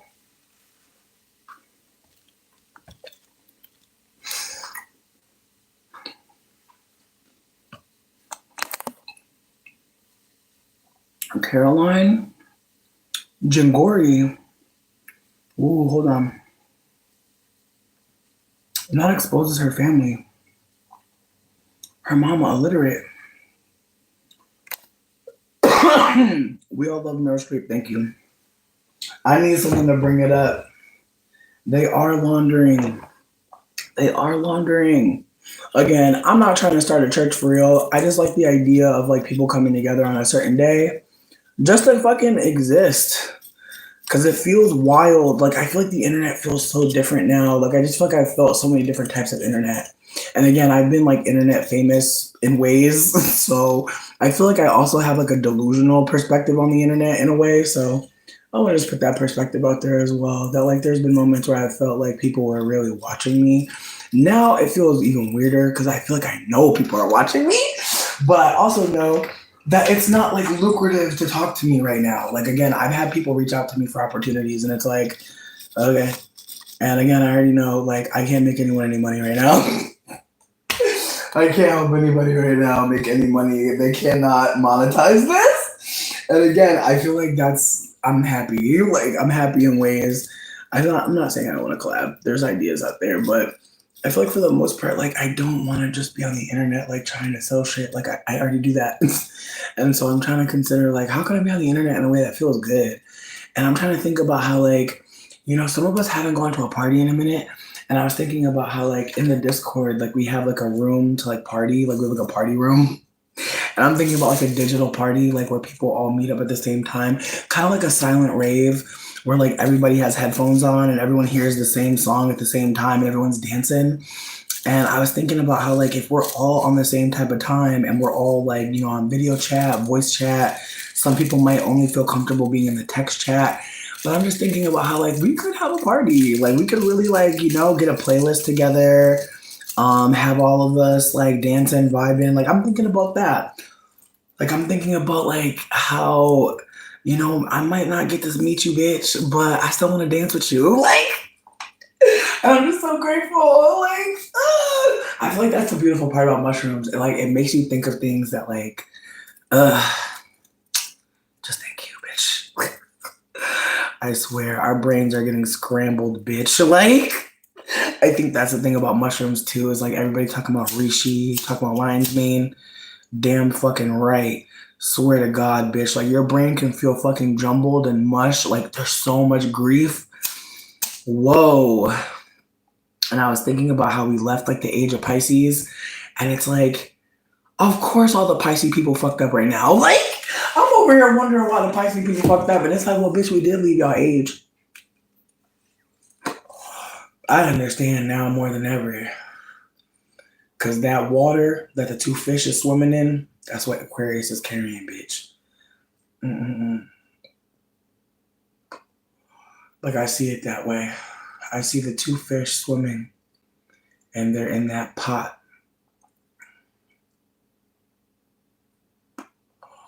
They're in that pot. Because you got to believe while you're trying to know something. That's what forces you to try to learn. You have a belief, it gets challenged, and then maybe you start knowing.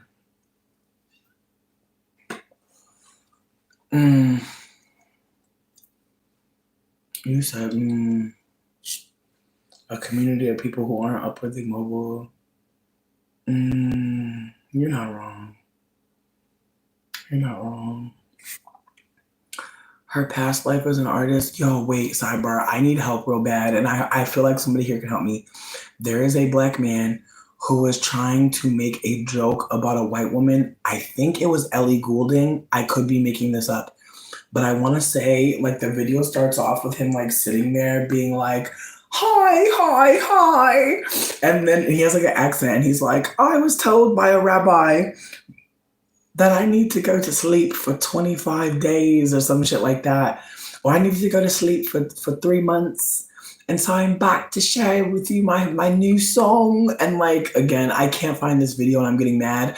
But basically the spirit is like, the energy is like a white man told this white woman like something really insane and she believed him. And like now she's telling everybody how she believed this white man about like taking a sleep for like 3 months. And like now she's come back with her new hit song and it just had me screaming.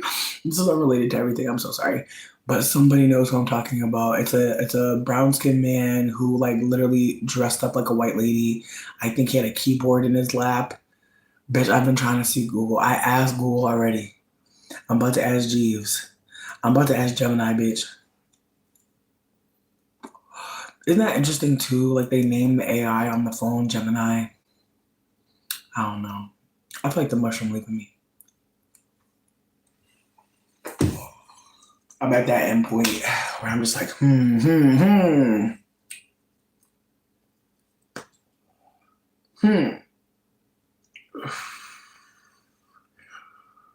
When I find that video though, bitch, I'll post it. I'll never lose that shit again. That shit was funny as fuck. Oh my God.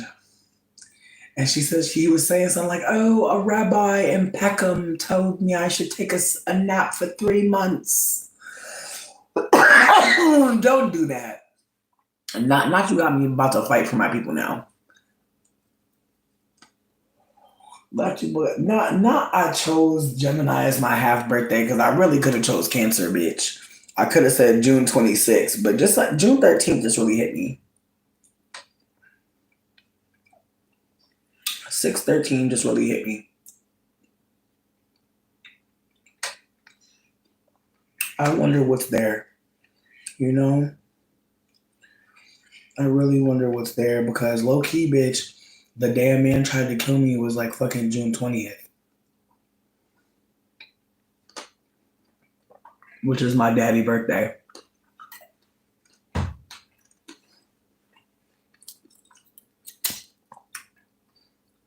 Sick, sick, sick. I am a Capricorn. And so, yeah, my half birthday's in Gemini. And I chose it. Not 7/13. I'm screaming. I don't know, bitch. I don't know about that. That July energy. That July energy.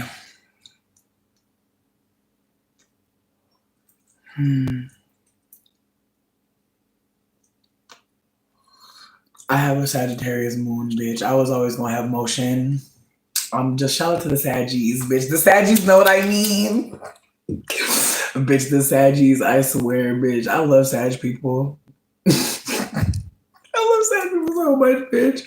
I'm so grateful for my Sag. I have a Sag Mars and a Sag motherfucking moon, bitch. I was always gonna be that bitch in some ways. The Capricorn stellium. I just feel like the Capricorn stellium is why I haven't died, bitch. Like I feel like that's roach energy between me and you. Capricorn stellium, big roach energy. I feel like the Aquarius Venus is why I be looking at my boo like, are you real? Like real talk. I'd be like, is this real?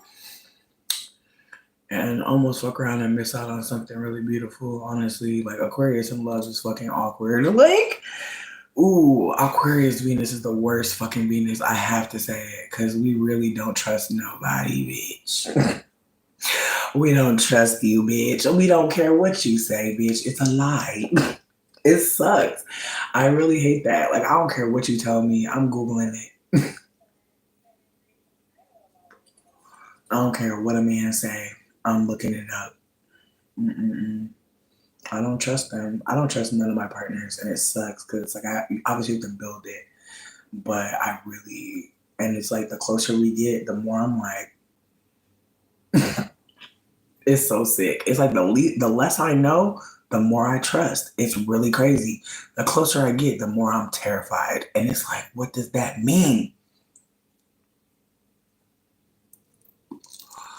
No, I feel like Sag Mars means that I be. Let me stop. Let me not do too much. But yeah, Mars. Mars is the god of war, but there's other places to fight. I fight in very creative ways. I feel like that's the Sagittarius in me. Sag gonna think out the box. 9 of Wands. Just remember 9 of Wands, bitch. Sag. That I feel like that's the most saggiest motherfucking placement ever, bitch. Motherfucking Jupiter and the moon, bitch. Sag moon.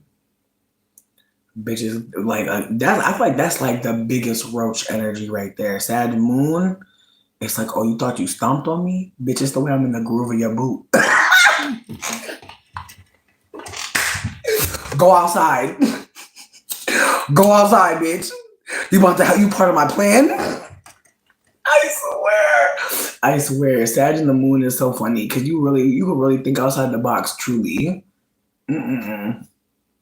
Yeah, they stomped on me, but I'm outside. Yeah, they thought I had died, but really, I swear. Sag is, oh my gosh, you fucking dead, Miss Keisha. And it's like, no, Miss Keisha's actually very alive. Like, she just, she left you alone. But you say you're a Pisces. I live. Like I said, I feel like Pisces is going through a lot. Leave Pisces alone right now. Because we left the age of Pisces in 2011, bitch. It's 2025, bitch. We've been a good, 14 years out there shit? 13 years out there shit? Somebody got math. Somebody got it. I want to say 14, bitch. I want to say 14. But I'm saying we've been out there age for a bit, but we all were born in age of Pisces unless you are 13, 14 years old. then you've been alive through this entire shift. And I feel like that's another thing too. People don't want to think about it. We're wondering why the babies is trans. Bitch, because they know. That's the thing that's so funny about this age. Is like, bitch, you think, like, it's the way I sat there and watched my mama just suffer. Yeah. I definitely thought I was a man too. I'm grateful I don't gotta be none of that. Grateful I kept on thinking. And I know I'm not a man. I just knew that being a woman was a lot of bullshit and I wanted to stretch my legs. Some people don't realize being queer is a journey. No one who is queer and has all this language just knew that they had to find community. So just keep that in mind whenever you feel like you're not gay enough, you're not queer enough. Bitch, go find your people. There are so many people that are going to sit with you and have these complex combos. And that's okay. Like there are so many queer people who want to talk about these things and want to like find community and know that yeah, maybe you couldn't say nothing. Like it's the way that so many people like I just met somebody recently who told me that they're not out on Facebook. And it was just like, damn, it was a reminder that like we all grown, but some of us still can't say. Not Tisha Campbell, bitch, you got me screaming. But it's the truth. Like some of us can't be gay everywhere. And so keep that in mind. Like you're not behind. Like some of these queer people like that know themselves so well, they don't have a family that's biological. They literally had to disappear from who they used to be. Like it's a lot. Like there's a lot of people who I know like saw me like think I was a man and like abandoned me. And it's like, damn, wouldn't doesn't it make sense in this society that someone would think if they're not performing well enough as a woman that they were a man? I hate to tell y'all this, but some people might think that they're a man simply because they don't want to be harmed as a woman. And I want you to pull out, I want you to zoom out with that idea that some people are going to say, I'm this because bitch, being the other is fucking hell. I want you to just consider why some people say that they're not what because they know once you say you're this, once you are acknowledging that that's your community, what comes with that? I want people to just consider there are moments where people say, oh, no, no, no, that's not me. It's them. But how are people talking about them? Do they want to be them? No. So I want you to just consider there's going to be so many moments where people don't want to be the other. And you must understand. You must. You must. Because again, it's the ways that there are going to be people who, again, they see how women are treated and they're like, I ain't no woman. And that's where it's coming from. Just like there are going to be some black people who, you know, they're like, no, bitch, I'm not black. I'm insert other language, you know? There are going to be people who start to like rename themselves because of how they're being talked about as a collective. So I want folks to consider that when you are a part of an oppressed group, there will be people who say, no, I'm not like that. And they're trying to tell you, see me, see me. Don't think of me as a part of this tribal system. And some people may think they don't want to be with me.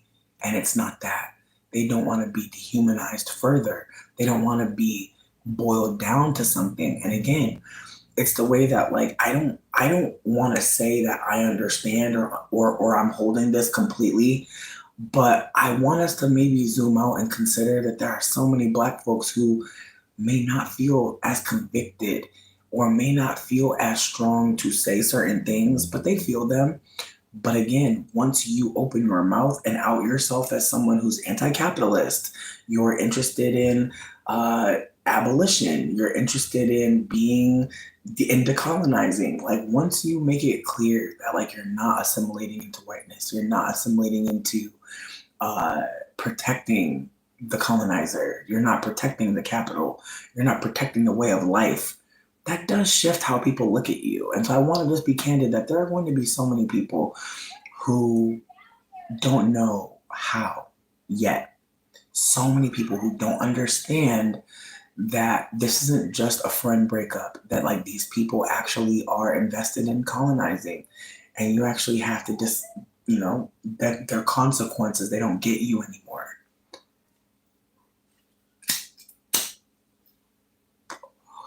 I know some of us still sitting with that in ways like how do we tell this friend, like, you're invested in anti-blackness, you're invested in colonization, you're invested in shit that hurts me. How do we do that? And I'm hoping that we can hold that, like, there are going to be people who don't come. Hey, said no. Hey, boo. There are people that don't come with us. There are people that we don't get to connect with. There are people that don't get to be a part of our circle. And I want you to hold that there are so many times where when you meet someone, when you connect with someone, you're so eager, you're so excited. And I want you to just track that for yourself. Like, are you excited about this connection, or are you noticing that this person only wants a certain energy from you? Are you noticing that this person wants something from you? Are you noticing that? Are you noticing that you're only fulfilling something? Are you noticing that you never ask? You never feel safe to ask? I just want us to consider like what right relationship looks like, because there are going to be moments where we have to tell our friend, hey, I actually need you to do more. I actually need more from you. I actually see ways that you can support me, and I'd like to share them with you. And again, it's up to the privileged person to say, hey, I'd love to support you. Can you tell me how I can help? Again, I want us to consider that some folks are not having certain experiences because that privileged person is not where they need to be. It's not on you to be telling people how the fuck to behave. But again, that's another reason why I'm considering the collective where we have white people talk to each other while we observe them. I really think that would help if like white people felt like they were being watched during communication. I think it might help them actually perceive like the stakes here, that like we're constantly watching you, and we're constantly, not all of us, but a lot of us have emulated you so that we can be safe. And so I want them to be with each other. I want them to talk about things. I want them to also give money. I'm trying to get white people together to be offering something more than just their thoughts, but I am aware that the colonizer must be studied, bitch. I know people don't have time for that. I know some of y'all really don't got time for that. But that's the thing. The colonizer has been studying you. So we really must like work backwards and like get them in a moment where they can be observed so that we can report to them or report to each other, however the fuck it goes. But there has to be a moment where more people do shit like that, because it's the way that I forget at times. Like, it's the way that like you have to, again, as a mixed person, I feel like I play different roles with white people. Like, there's times where I feel like I'm the older person for some reason. And again, it's the way that they're like, oh, you'll be my mammy. It's the way that they'll be like, oh, you'll mammy for me. And again, it's the ways that I used to think I was just being helpful. I used to think I was just being a helpful person. Mm-mm. It's the ways that they'll really drop some bags at your feet, bitch, and you'll really think like, well, I don't want to make that way. And again, it's the way I used to think to myself, if I treat them poorly, this might mean they'll be racist. And I used to really think how I treat white people is really going to add up later in life. And it's so fascinating because I don't think white people think like that at all. They don't think every time they interact with people of color, especially black folk, this could make them see us as evil. And it's the way that, again, I think about race as like such a social construct. And it's like somebody called it like racecraft. Like they called it something that like people can't like it's like the devil versus God. It's like if you can never hold the devil, like if you throw God in the air and lock the devil underneath the earth, you really do create a hierarchy automatically. And then on earth, you create this assumption that like everybody here has a fair chance. And again, it's the way that like, I feel like the video that I'm getting all of this like consideration from is Felasi Noor's video called Negrescence, where he talks candidly about like becoming black and like acknowledging like that he is a black person and like learning that like him being black means something to other people and that he has to operate like it matters to him, and just the ways that he talks about blackness in this way that makes me so grateful, because when younger people don't speak about like about anti-blackness, we only have who to pull from. Again, there's so many younger black people who don't want to say it's still happening. I want you to consider that there's so many younger black people who will think, oh no, it's just classism. Oh no, they were just rich. Oh no, they were just from a different type of a part of town.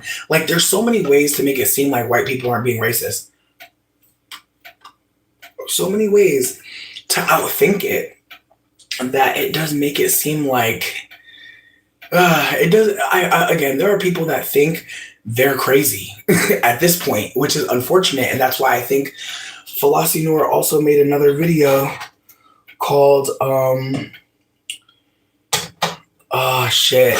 He changed the name of it and it's so fucking amazing. Originally it was called I'm Mad and So Are You. But then he changed it several times. Like the video title changes and it's so perfect. But the last time he wrote why black people are quote unquote crazy. And I appreciated that because again, it's the ways that like some people might not click a video that says I'm mad and so are you. Somebody might not click that because they might be thinking it's gonna be negative. They're gonna be talking about things that are gonna bring me down. I'm sorry for the voice, but still, people be acting like that. People be acting like somebody's fucking candid thoughts, especially a black person who's not straight, who's being quite emphatic and candid, and I love it.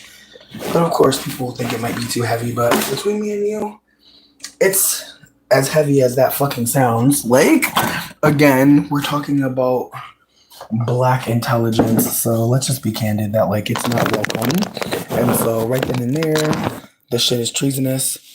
At this point, let's be real, like everything that he's saying, anything that would suggest that people can learn and think differently, I think that is under attack. So again, I share this with you to acknowledge that this person acknowledges that like there's ways that people assume how somebody black is going to be, and then that black person has to play a game with that person like are you sure? Like again and again, there are so many young black people who don't realize that yet.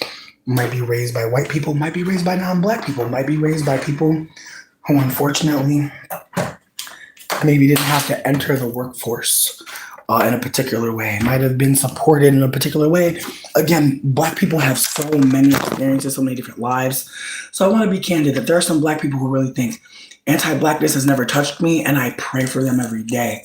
Because again, the ways that you start to see things can make it hard to even keep your eyes open. So again, putting that out there, that I love their content because I feel like they're making such amazing content, but it really makes you think about how deep anti-blackness goes, which is not going to be a comfortable conversation ever. And I also want to say, fuck comfort. We're not going to always be comfortable, y'all. We're going to sometimes like acknowledge how fucked up something is, and that's a moment to sit with it. And so I'm really hoping folks like check out Falassi Noor. I share their content all the time in my side posts, in my community tab. There are so many videos that I share because I am listening to so many black folks that are sharing with me abundantly. And I don't want to be stingy because dead ass, like, it's wild to notice like how few views some of these videos have when I'll just say that like people be valued incorrectly, and I'm tired of it.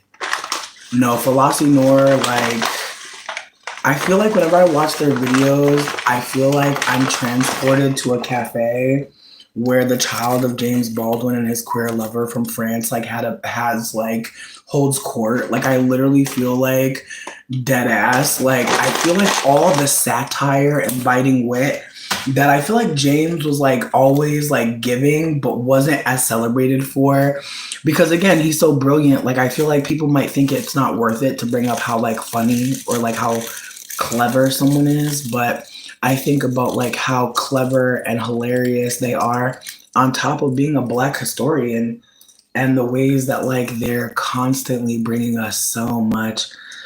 I just really hope folks check them out because again, they were crowdfunding recently. And as I said before, on my menu on Twitter, there's a menu with like a crowdfund place. Please share your crowdfunds there. Please don't like think that you're gonna be fucking up the vibe. So the vibe is let's get money, bitch. And white people be looking at the menu, bitch. Trust me. People be looking at the menu, bitch. The least they could do is throw you some coin. Ooh, yes. The ramifications of integration made black and white culture homogenous. Yes, yes, yes. Sid No. Yo, if y'all aren't following Sid No, I'm gonna forgive you for now. For now. But they're so like babes, their voice. I feel like I shouted you out the other day and I was like, people always want to say people sound like such and such. But I'm like, no. I'm like, their voice is very unique. And I feel like I really want you to hear it. So I hope you take the time to get into them because they're always posting, they're sharing their art with us, they're sharing their craft with us. I just want to say thank you again for everything that you offer because you always provide. I feel like whenever I find your story on Instagram, I know it's a little moment to just, relax and see some good shit because some people's stories are horror. Some people's story, you go to it and then you need to drink after, you need to smoke something shaped like a rock afterward because it's like, where was I? Why did they bring me here? Um, Very distressing, but yeah, no, I'm really grateful. I really hope y'all check them out. As I said, their voice angelic, their takes. Like I have to celebrate you like a little bit more because I still think about this video you made. Like, bitch, it lives rent free in my fucking head. Why randomly they were talking about ban Zeus Network and the way they were saying it was so emphatic. It was making me fucking dead. They were like, Natalie Nunn has done worse things. Like they were just going in. They were like, Natalie Nunn is a villain. They were like, she is a menace. And I was screaming. They were like, Natalie Nunn got them girls tearing up Africa. And I just could not breathe. I was like, not Natalie Nunn, not ban Zeus Network again. I've never seen Zeus. I never seen Tubi. I don't know them girls. But I hear about it so much. I'd be interested. And I got Roku, bitch, so I'm sure I could watch it. But it's the way that like my cortisol levels, bitch. Like I don't know if I can handle it because the way people be screaming, the drama, and again, I think about how Bad Girls Club, like those girls didn't know that this show was about to pop. By the time the show popped, I feel like the girls that realized and were going on there, it was kind of boring. But before the girls knew it was a show, it was a hit. That was the best to me. Like Nastasia versus Shelly in the contacts, I'll never forget that in my life. Bitch Judy. I swear I was in New Orleans praying I seen that bitch. I prayed to run into Judy, bitch. I just wanted to be like, girl, was you for real? Like what was real? It's the way I low-key became like, I don't want to say friends, but I got cool with like one girl from like season 4 and she was telling me some crazy shit. She's like, bitch, don't got no food in the house. I was like, what? Bitch, I was like, mm. She was like, there ain't no food. She's like, that's why the girls be fighting like that. They be hungry. They be starving. I was like, for real? She's like, bitch, not a cracker in that bitch. I was like, not even a cracker. She's like, no. Bitch, that's when I was wanting to go on Bad Girls Club. Then I found out they don't feed the girls. I was like, oh nah, because it's the way I'm gonna be a demonic villain. Baby, put me on set with no food? Bitch, that... And it makes me think of Tanisha, like, no shade. Like, I'm glad it worked out in the end. Like, in the end, they realized, like, she was their bread and butter. Because, bitch, without Tanisha, I wouldn't have gave a fuck about the show. Tanisha really brought me in. Because if you watch that first season, bitch, with Ripsy, that shit is boring as hell, personally. I'm squeezing. Not Camilla. I got the voodoo for you, bitches, indeed. Oh, Judy transphobic? That's sad. It's the way that she did look like the voodoo doll. And I love her accent. My voodoo doll. I'm sorry. I love New Orleans accent. Ooh, bitch. People from New Orleans could really cuss me out. really cuss me out my name, really call me everything but a child of God, and I'll be just fine. Honestly, like that's one thing. I swear, people in New Orleans can really talk you into anything. They could sell salt to a slug, bitch, honey to a bee. You really be getting cussed the fuck out. Like, well, I hope you have a good day. They done cussed you out and then made you laugh at your dumb ass. I swear, they are so unserious down there. I love it. Yo, Judy be using a T-slur? Damn.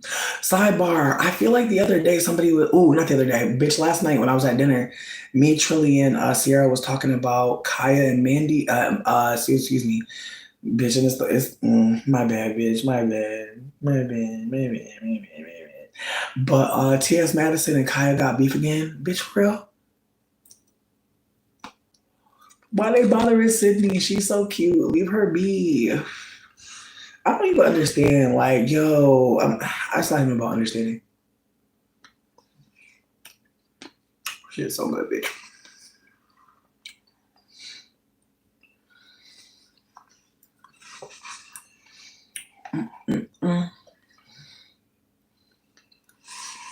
I was surprised. I was like, damn, they still fighting to this day? But apparently Kaya been doing more shit. And apparently T.S. Madison just dropped some receipts that she cleared a check.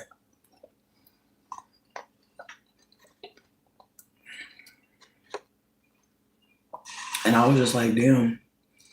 I was like, not you clearing checks for Kaya. She's still being ungrateful. That's tragic. I hate to see that. But here's the thing. Isn't Kaya a Scorpio? And isn't T.S. Madison a Libra? Trust me. When T.S. Madison has had enough, we'll know. Because she ain't going to bring the girl up now one more time. I'm telling you. Libra will really leave you where you got them fucked up at. They will not keep on trying to play with you. And about how the Monique interview was brought up again and how Kaya just disappeared talking about shit is unprofessional. And I think, unfortunately, instead of just making shit work and trying to reschedule, just trying to, you know, I think personally in that moment, I think Kaya was like, look, my brand been branding for so long that if this is going to make my brand tank, I'd rather like tank it on my own. I don't think she was thinking long term, which sucks. Which really sucks because again, I feel like T.S. Madison bag been long as shit. I don't understand why Kaya wouldn't want to work it all out because it's like, bitch, there's money on the table. Can't you see it? But I hate to say this, but apparently Kaya been transphobic for a minute. So it's also giving that Kaya's not about to stop because I hate to say this, there are so many women invested in transphobia and it's so tragic because that's who, like, I feel like the main supporters of Kaya are women. I'm not going to say black women because I know a lot of queer white people who love that song, My Neck, My Back. Like, between me and you, I didn't realize how much white people love that song. Like, that is their jam, bitch. Like, it's so funny when I get out and about in the queer community because, bitch, the way they wear Kaya's, the way they don't got no other song. But My Neck, My Back, the white lesbians, oh, they be cutting up. Bitch, I'm screaming just thinking about it because I swear the way the white gays go up for Kaya, and that's why I'm just like, damn, her fighting with T.S. Madison is awful because it's white people watching it mostly. I'm not saying no black people are watching it. I'm saying it's a lot of white people watching that one because again, they love that fucking song. They do.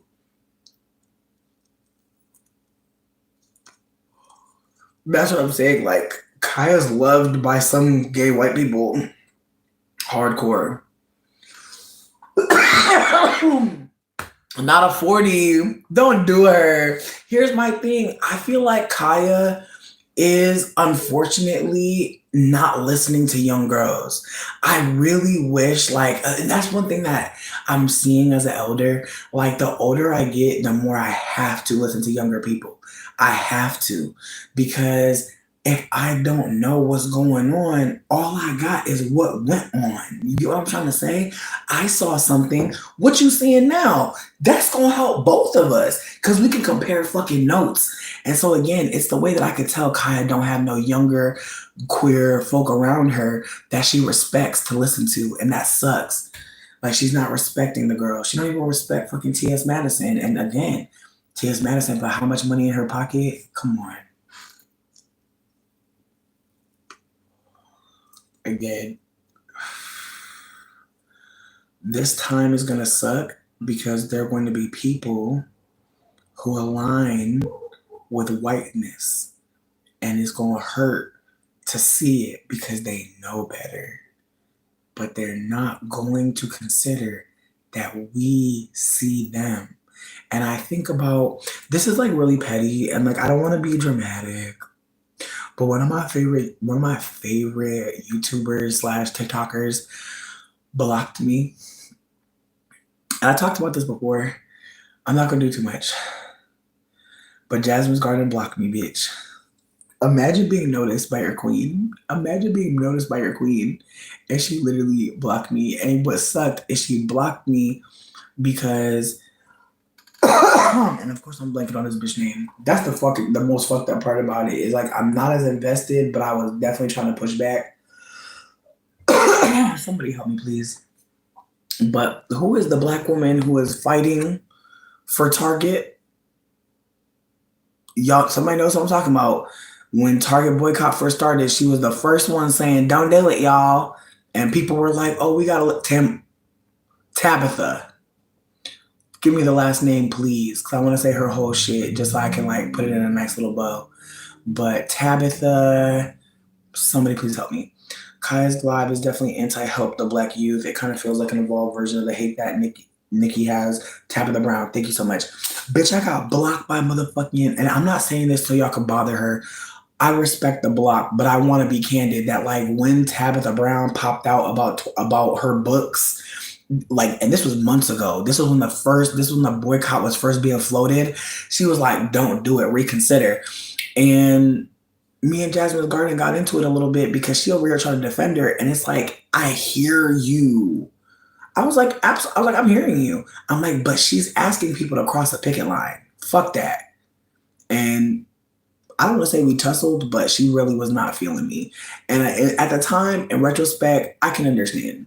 At the time, I can understand immediately wanting to be like, maybe we can call sis in. I'll hold space for that. But the vibe was very much like, oh, people are talking about standing in solidarity. Get out. I was never like, oh, you're dumb. I never was dehumanizing. I was always just like, yeah, like we can love Tabitha and still hold that she's wrong. And Jasmine didn't want to hear that. And it sucked because I wonder now where she's at. And I pray, I'm not praying like on her downfall or no shit. I pray that she can see it's okay to be the first person to say no. Like, again, I really hope folks realize it's okay to be like, no, I don't want to do that. No, I don't want to stop saying fuck you to Target. Like, it's okay. But I was really distressed because I was like, damn, bitch, I love watching your content. But in that moment, I was just like, bitch, like, really? All because I said, don't cross the picket line, don't go to Target. And again, it's the way that, like, now, I don't know. It just feels like now all of a sudden people are like, now we can see Tabitha. And it's just like, see, but that's the thing. Like, Tabitha said months ago, like, how long has the Target ban been going on? It feels like a while now. But again, it's the ways that, like, people were saying no, but it took time for people to hold that. And I understand that. But again, it's the way that like people felt very strongly at first. And I feel like for now, people to be, and it's just like, damn, she actually was held grace for, which I think says a lot about being like a black woman with capital. Like her having money invested in Target is why people paused. And her now invoking that all these black booksellers at Target are being affected by the ban. It's awkward because it's like a lot of them are like, well, let me sell directly then. And again, it's the ways that like Tabitha has come out like very much like, hey, like y'all, we can't keep doing this. And it's awkward because it makes me think about how some people use blackness to like tell black people what to do. Like some people use like their access or even like their again, like the ways that black people are seeing them as, like I'm a black person, you're a black person, and now because we both agree on that, I'm gonna tell you what to do.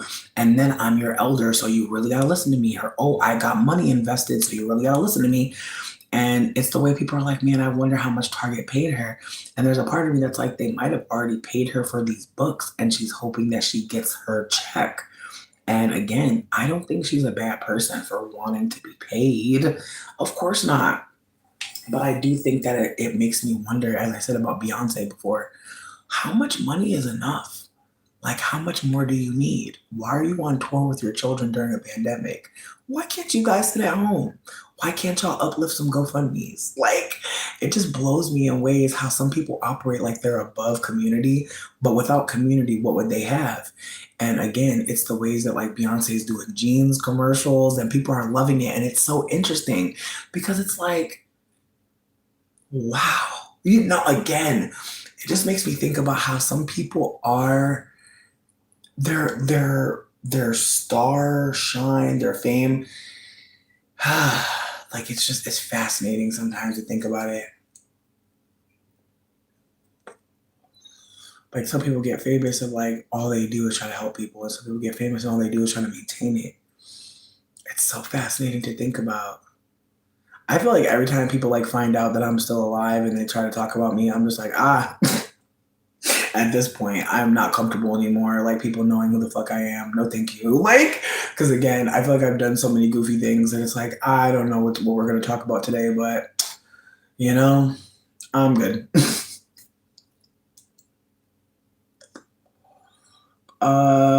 Boycotts have always affected people's bottom line, but it was for a reason. You're not wrong. And then also, the hate that Nicki has for younger women rappers and queer folk. You know what? Nicki Minaj, between me and you, I feel like she was so beloved for so long.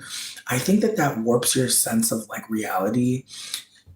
And I hate to say that, but I think if you look at some of your favorite like artists out there, you'd notice that like some of them are really still trying to like be number one. And it's okay. And again, I think about how like eras are shorter now, like how like like I feel like I think about how like when I saw Madonna's resurgence, like when she came back, and she did fucking Live Another Day, bitch, or Die Another Day. Oh my God. Yo, that fucking music video. Like again, it's wild how like music artists can be reinventing themselves and they have a whole new fan base. I don't want to say I was a Madonna fan, but that song, I'm telling you, bitch, Die Another Day, I could still get it to that song too. Cause again, it's the way that I really, then again, I ain't been following Madonna. Last thing I heard, I don't even remember, bitch. I don't even follow her career at all. But again, it's the ways that like you could see how like every 10 years, like your fave was doing something different. And again, there's not that many artists who has the budget and the production behind them to keep them in the game that long. It's the way that like they treat Sierra, like her getting married is bigger than her career, which is awkward as fuck. I feel like the Sierra love be blowing me because it's like in ways it feels like people are happy for Sierra, but in other ways it feels like they couldn't be happy with her in music because there was clearly a desire to, again, I don't want to do too much. I feel like I talk about Beyonce sparingly at this point because I feel like every now and then her stands just be getting out of control, and I'm like, I can't. Please leave me alone. Like, I literally don't think about her too deeply, but she is a good person to use as like a point of interest for several conversations because she is seen as a black woman. And again, there was someone in here, and I want to say it was Sierra, who said that like if we actually counted how many black people who are not admixed were in Hollywood, there would be a different number and there would be a completely different, like the combo would shift. And so in ways like there have been black folks have said, if we don't count mixed people, how many people do we have? And it's unfortunate because again, mixed people are not had by black folk. There are so many mixed people who are not operating in good faith or even within consideration of black people. And so I want to be candid that like I appreciate people being candid about how they feel because I definitely think for a while I was assuming that like mixed people were being propped up by white people only. And it makes me really think about how like in a lot of times there's a relationship happening, like between you and another person, you and a system. Like I have to always consider that, like no one's ever doing anything alone. Like we're always in a relationship, we're always in a dynamic. And I'm trying to consider that, like whenever I'm talking about things or talking to people, that like we're in a dynamic. I'm not just freely out here. I'm involved in something, I'm performing with something, and you too, maybe. I don't remember the misgendering of Sierra, but that's interesting. I remember like early on, like because she can dance really well, I think people try to put masculinity on her, which is awkward because I feel like when you're a femme and you can dance like really technical, like really like sticking these moves, like I feel like at times, like I think because she's a leaner person, people definitely did project on her like more masculinity, which again is fascinating because I think about how again, I just think about how we look at some women and we're like, we're supposed to see them as avatars, especially of Black womanhood, and how like those women didn't ask for that, but oftentimes they're mixed and like they're operating as a aspiration for someone Black to aspire to while not being Black at all, which is again something that people don't talk about, and when they do, it's either to exotify or shame others for acknowledging that people are mixed. And so there's layers to this combo for sure. What? I did not know that happened to Sierra. See, look, see, like, listen, I want you to consider like year one, right? We're in year 2025. What was year one? What was year two? What was year three? I just want you to consider that like we are in a time where we're going to not know a lot of things, and it's important that we remember them. And I'm not saying this about Sierra. Like, obviously, this is a fucked up thing. I'm glad y'all are remembering this. I'm glad we're having this collective remembering. I want to celebrate us in that. But what I'm trying to offer is we're at a point in history where we're getting to the end of it. And I want people to consider that some of the things that they tell us in history class are to make it make sense for right now. Keep that in mind, that a lot of this shit is a plot device for you, the main character, to not lose your shit in captivity. So, yeah, they tell you that slavery was so long ago. Why are they telling you that? They want you, as the person who has enslaved ancestry, to operate a particular way. There's like, bitch, it's the way me and my friend were sitting and screaming about Barack Obama being like such a fascist tool. But it's like, who could say? Who could say he has a white man attacking him? Whiteness literally attacking. Whiteness can do harm, can triangulate attacks from the bottom, bitch. It's the way we saw Donald Trump as a fool and agitator. Somebody white saw him as a hero. Again, it's the way that like that whole Barack Obama, Donald Trump, that was so like there's so many moments in history where they put a Black man against a white man and the world watches and they care. I want you to consider that, please, because that matters now. That matters so much more now. What we see on TV, how we see people presented to us, that is important. I want you to just consider that, please. Please, because I think about Barack Obama so much right now, and I think about how him and his Black wife, they were supposed to be people we look at and say, we'll be like them. We'll be like them. We'll operate like them. And what did they do? I'm not trying to diminish them as people. I'm trying to offer that they were symbols of a system. They were supposed to be in the house. We're on a global plantation, the White House. There's a symbol there. When you pull it back and you look at like how this country is governed, why is there a big white slave plantation where people do business out of? Again, and then all these plantations burning down. You know what the next one's going to be? I don't want to spoil the surprise for you. I don't want to spoil it for you because I'm the head of the colonizer right now and it sucks. I hate this and I'm not trying to do too much because, again, I'm trying to consider that some of the shit I'm saying is really distressing. But I need you to know plantations are burning, and the thing about plantations is there's always an insurance policy. There's always somebody who gets paid. I want you to consider what the symbology of plantations burning down. What's the symbology of slave ships being burned? What's the symbology of hiding a legacy of torture? MAAFA. I hope that folks consider that everyone alive today is a part of community. You are valued, but you also are carrying so much. I hope that you take some time today to maybe make a video. You don't have to post it anywhere. Keep it for your records. Talk about things. Talk about your life, please. Because again, we're going to wake up one day. And just like you never know when that app is going to turn these colors into these colors, just like you never know when Wikipedia is going to delete a whole bunch of people's history. Just when you think that like this conversation about Harvard's endowment isn't a giant reminder that there's billions of dollars in genetic research that is literally important to this whole motherfucking plan. Friends, I hate this for us because talking candidly is dangerous. And so with that being said, I really hope that I'll see some of you at Sunday dinner. For folks that are for folks that are cis men, white people,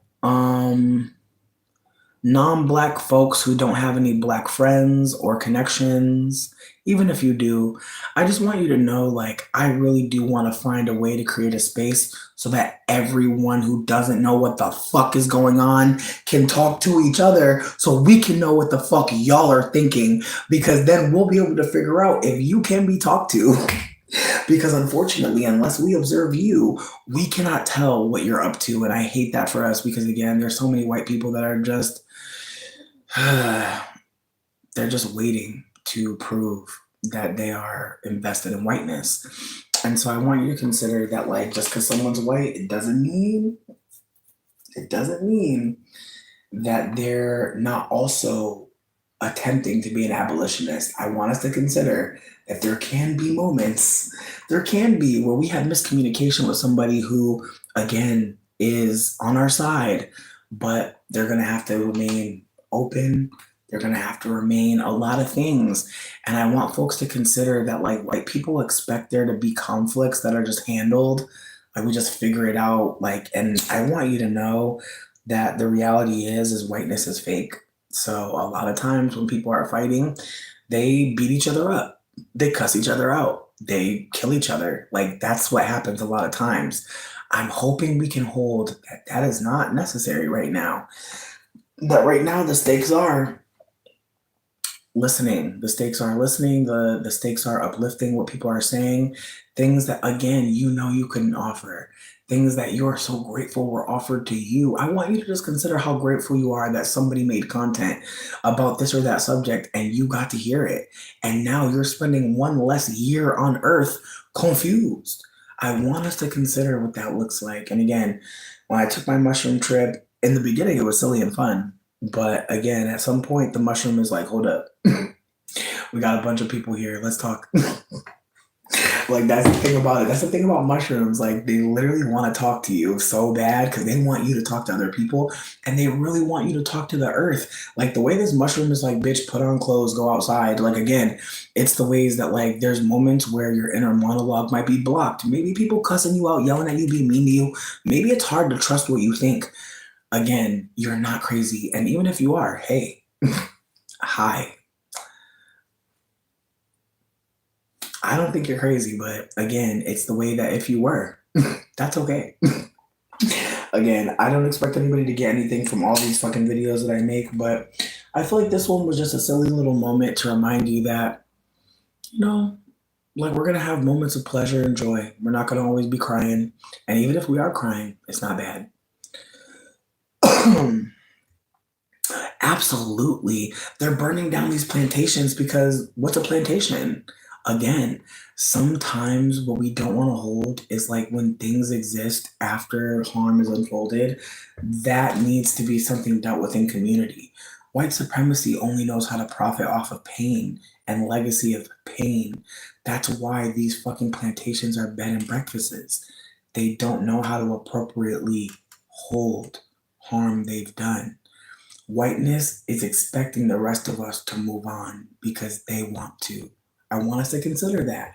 A lot of things that we think we should do, it might just be the colonizer asking you to shut the fuck up and move on. before they do something to you. You might actually be quite afraid, and that's why you're doing something different now.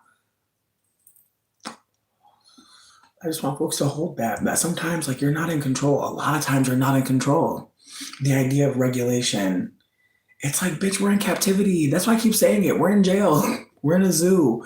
And the wildest part to me is like they have so many jails. They're like, you could go to hell, you could go to prison, or we could lock you in your mind. It's really fucked. It's fucked because, again, the more you start to, and again, the ego death of mushrooms. Mushrooms reminds you, like, bitch, you're no better than a roach. Like, low key, like, sweetie, it's the way that I look at bugs and I'm like, yeah, I feel you. Like, you're in captivity too, in a way. I got all these tools to destroy you. I got all these, like, I literally can look at other people talking about how to kill you. What have you really done? I think outside of bedbugs and lice, like, what have they done? Outside of bedbugs and lice, what have they done? Again, it's the way I used to be at war with roaches. I used to see them and just be angry. And I think about that, like, way of, like, othering nature, the ways that, like, we can look at something that is, how are they different? What is it? What is so different? And again, it's the ways that, like, we're supposed to feel elevated and better. And then the ways that the society tells you, well, you're not better than this person. And then the ways that you feel like the roach.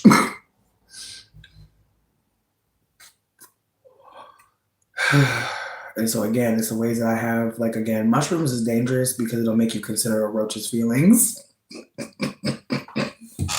And again, it makes you consider, like, well, who is the roach? Like, if I zoom out, like, what is the roach really to me? You know? And I don't mean to be dramatic, but the roach is my fucking people. Like, the roaches are us. We are big ass roaches. Like, that's the other thing too. It's like I can't unsee it. Like, we're big fucking roaches, and like they've tricked us into paying to be roaches in the house. Again, I'm not telling everybody to do mushrooms and everybody to do drugs, and I'm not telling everybody to be not afraid of taking psychedelics. I'm just saying that they kind of like melt the idea that, like, you know something. It makes your mind really open and say, wait a minute, how am I connected to this? And it also makes you consider that you can actually slow the fuck down. Take a deep breath and start to listen, to hear, not just to reply. A lot of us listen to talk. And you can feel it sometimes. You can feel it when someone's not even hearing you. They're just talking at you. It's not a conversation, and you have to operate like it is. Whoa, of course we're crazy. We have to know 3 steps. We have to know like 6 moves ahead. Like, what? Yes, roachification. Even calling the bitch roach. Like, again, that bitch name probably motherfucking Eliza. Like, that's the thing that kills me. It's like white supremacy finds a way to create words or use words in a way that evoke things, like the word angel versus the word roach. Like, you ever just think about the noises? Like, again, it's just interesting how certain words just sound so, and how certain words don't.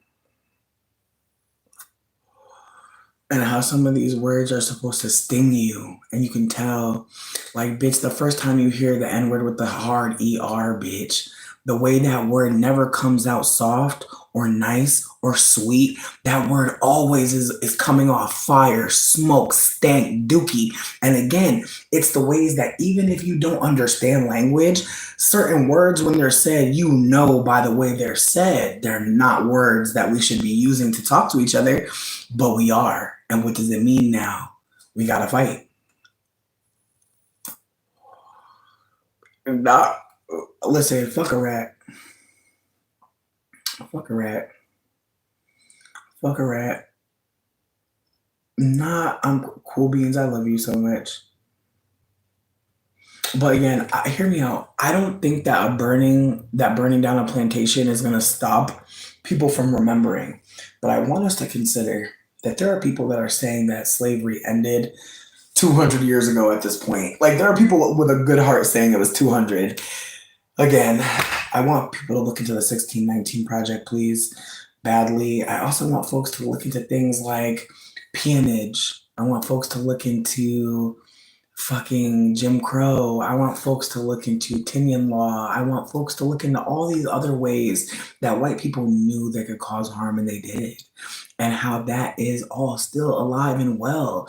There's a reason why there are so many black folk to this day who will never show their natural hair to anybody, not because they think it's so precious and they want to protect it from your ugly ass energy, but because they may have been lied to about the worth or the beauty. And again, it's the ways that when we see people wearing natural hair, do you know how much work I had to do to get to this? Do you know how much work I had to put in? Like, I want to be super candid because I don't want to sit up here and act like it was so easy. No, bitch. I had to braid my shit up. I had to add mad products together. This took a lot of time. So yeah, I'm gonna say that because again, it's the ways that some people really operate in this way. Like, you need to do work to be perceived. And again, it's the ways that I'm not above anybody. Like, there's times where I just know if I come and like half my head is like, and again, it's the way I came here with the hoodie up because I'm just like, who knows if this is done enough for somebody, bitch. And again, it's the ways that like there are so many moments, like I was saying before, wearing lace fronts, and I'm like, I gotta take this shit off, and I'm stressed and I'm worried and I'm scared that when I take this wig off, everyone, it's gonna be the clock strikes midnight and I'm no longer Cinderella, bitch. I'm a pumpkin. And people are looking at me like I'm not worth talking to anymore. And then not noticing, at least for myself, that like that person's not worth my time. I never got there. I literally kept thinking, like, oh, one day maybe I'll be comfortable enough to take my wig off in front of somebody. And that became my goal in a romantic relationship is like, can I be real? Can I be honest? And again, there are some people who really think like they gotta fucking reveal themselves to somebody at some point. And just again, the ways that you could be hiding yourself for anybody, but even for yourself, the ways that you can neglect yourself and really not think twice. Like, I was really neglecting myself when I was wearing wigs badly, but who could tell? Nobody but me. And again, it's the ways that like now I'm grateful that like I can go outside without a wig, but there was definitely times where I felt so nervous, so worried. And then there were times where bitches knew me with a wig and bitches that didn't know me without the wig, I would just be worried, bitch, because I'd be like, damn, like, I hope nobody see me. That's crazy. But again, it's the ways that I internalize this idea that like having type 3, having type 4, because I feel like my hair is like mad different textures, but having hair that is not like white people hair, I really did think like, oh shit, I gotta do something because if I don't do something, people won't talk about me. And again, that's part of anti-blackness is that somebody black or that somebody with a certain type of hair or phenotype owes you something, that there needs to be work done. And so I don't mind saying like that it took me a long time to get these curls, bitch. And it's the way that, I'm grateful for the products I'm using. I'm using honey, Apogee leave-in conditioner, water, coconut oil. Those are the main things I'm using. I'm using Aussie Moist as a conditioner. I'm not trying to do too much. I'm trying to keep it as simple as possible because in my mind, if I can eat the product and the product can be on my skin, be in my body, that's what I want. I don't want to use nothing on my body that if it goes in my eye, my nose, something, because you be spraying shit. I want to spray something and know if it hits something on the floor, it's okay.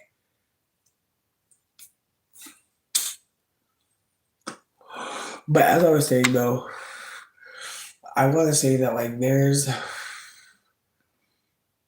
just layers to not knowing things and then learning things and then trying to operate like new information. And I think that that's, a beautiful time to be realizing that or holding that in Gemini season. Like, new information does make us move differently, doesn't it? Like, again, like when you hear people, when I heard people talking about colorism in a way that included people like myself. When I heard people, or rather, when I heard people talking about erasure and included me, like when I heard people talking about colorism and mixed people, when I heard about erasure, like those things definitely did have me like, oh, oh, oh. And I did have a lot of internal But again, it's the ways that like that's important. Like our discomfort, our wondering, those are things that we need. We need to be uncomfortable and not seek comfort, especially from people who are also uncomfortable. And that's how we know that there's discomfort in the first place. So I say all this to say thank you for listening to me. Thank you for tripping with me. Thank you for holding space. And I hope that we see each other soon as fuck. Because honestly, bitch, it was a minute. And also, I feel like my time at Pride was kind of like, like it was a good time, but it wasn't like worthy of telling too much. Like we literally just ate outside and did tarot card readings, which is not a bad thing. But again, I feel like the highlight was me listening to music outside and jamming and feeling cute and looking butch but femme at the same time and getting like complimented. Like I feel like that's another thing too, is like people were really being so sweet. And I feel like I forgot like how nice it is to go outside and just like feel the sun on your skin. No one else can feel it for you. You know what I mean, bitch? Like you ever just be in the house being a hermit, eating bread on the porch, watching people out the window, and then you realize like I gotta go outside. Like again, I'm gonna go do that before the fucking sun sets because I bet you it's nice out there. I see this fucking the wind winding. Anyways, bye. The mushroom told me to go outside. I will listen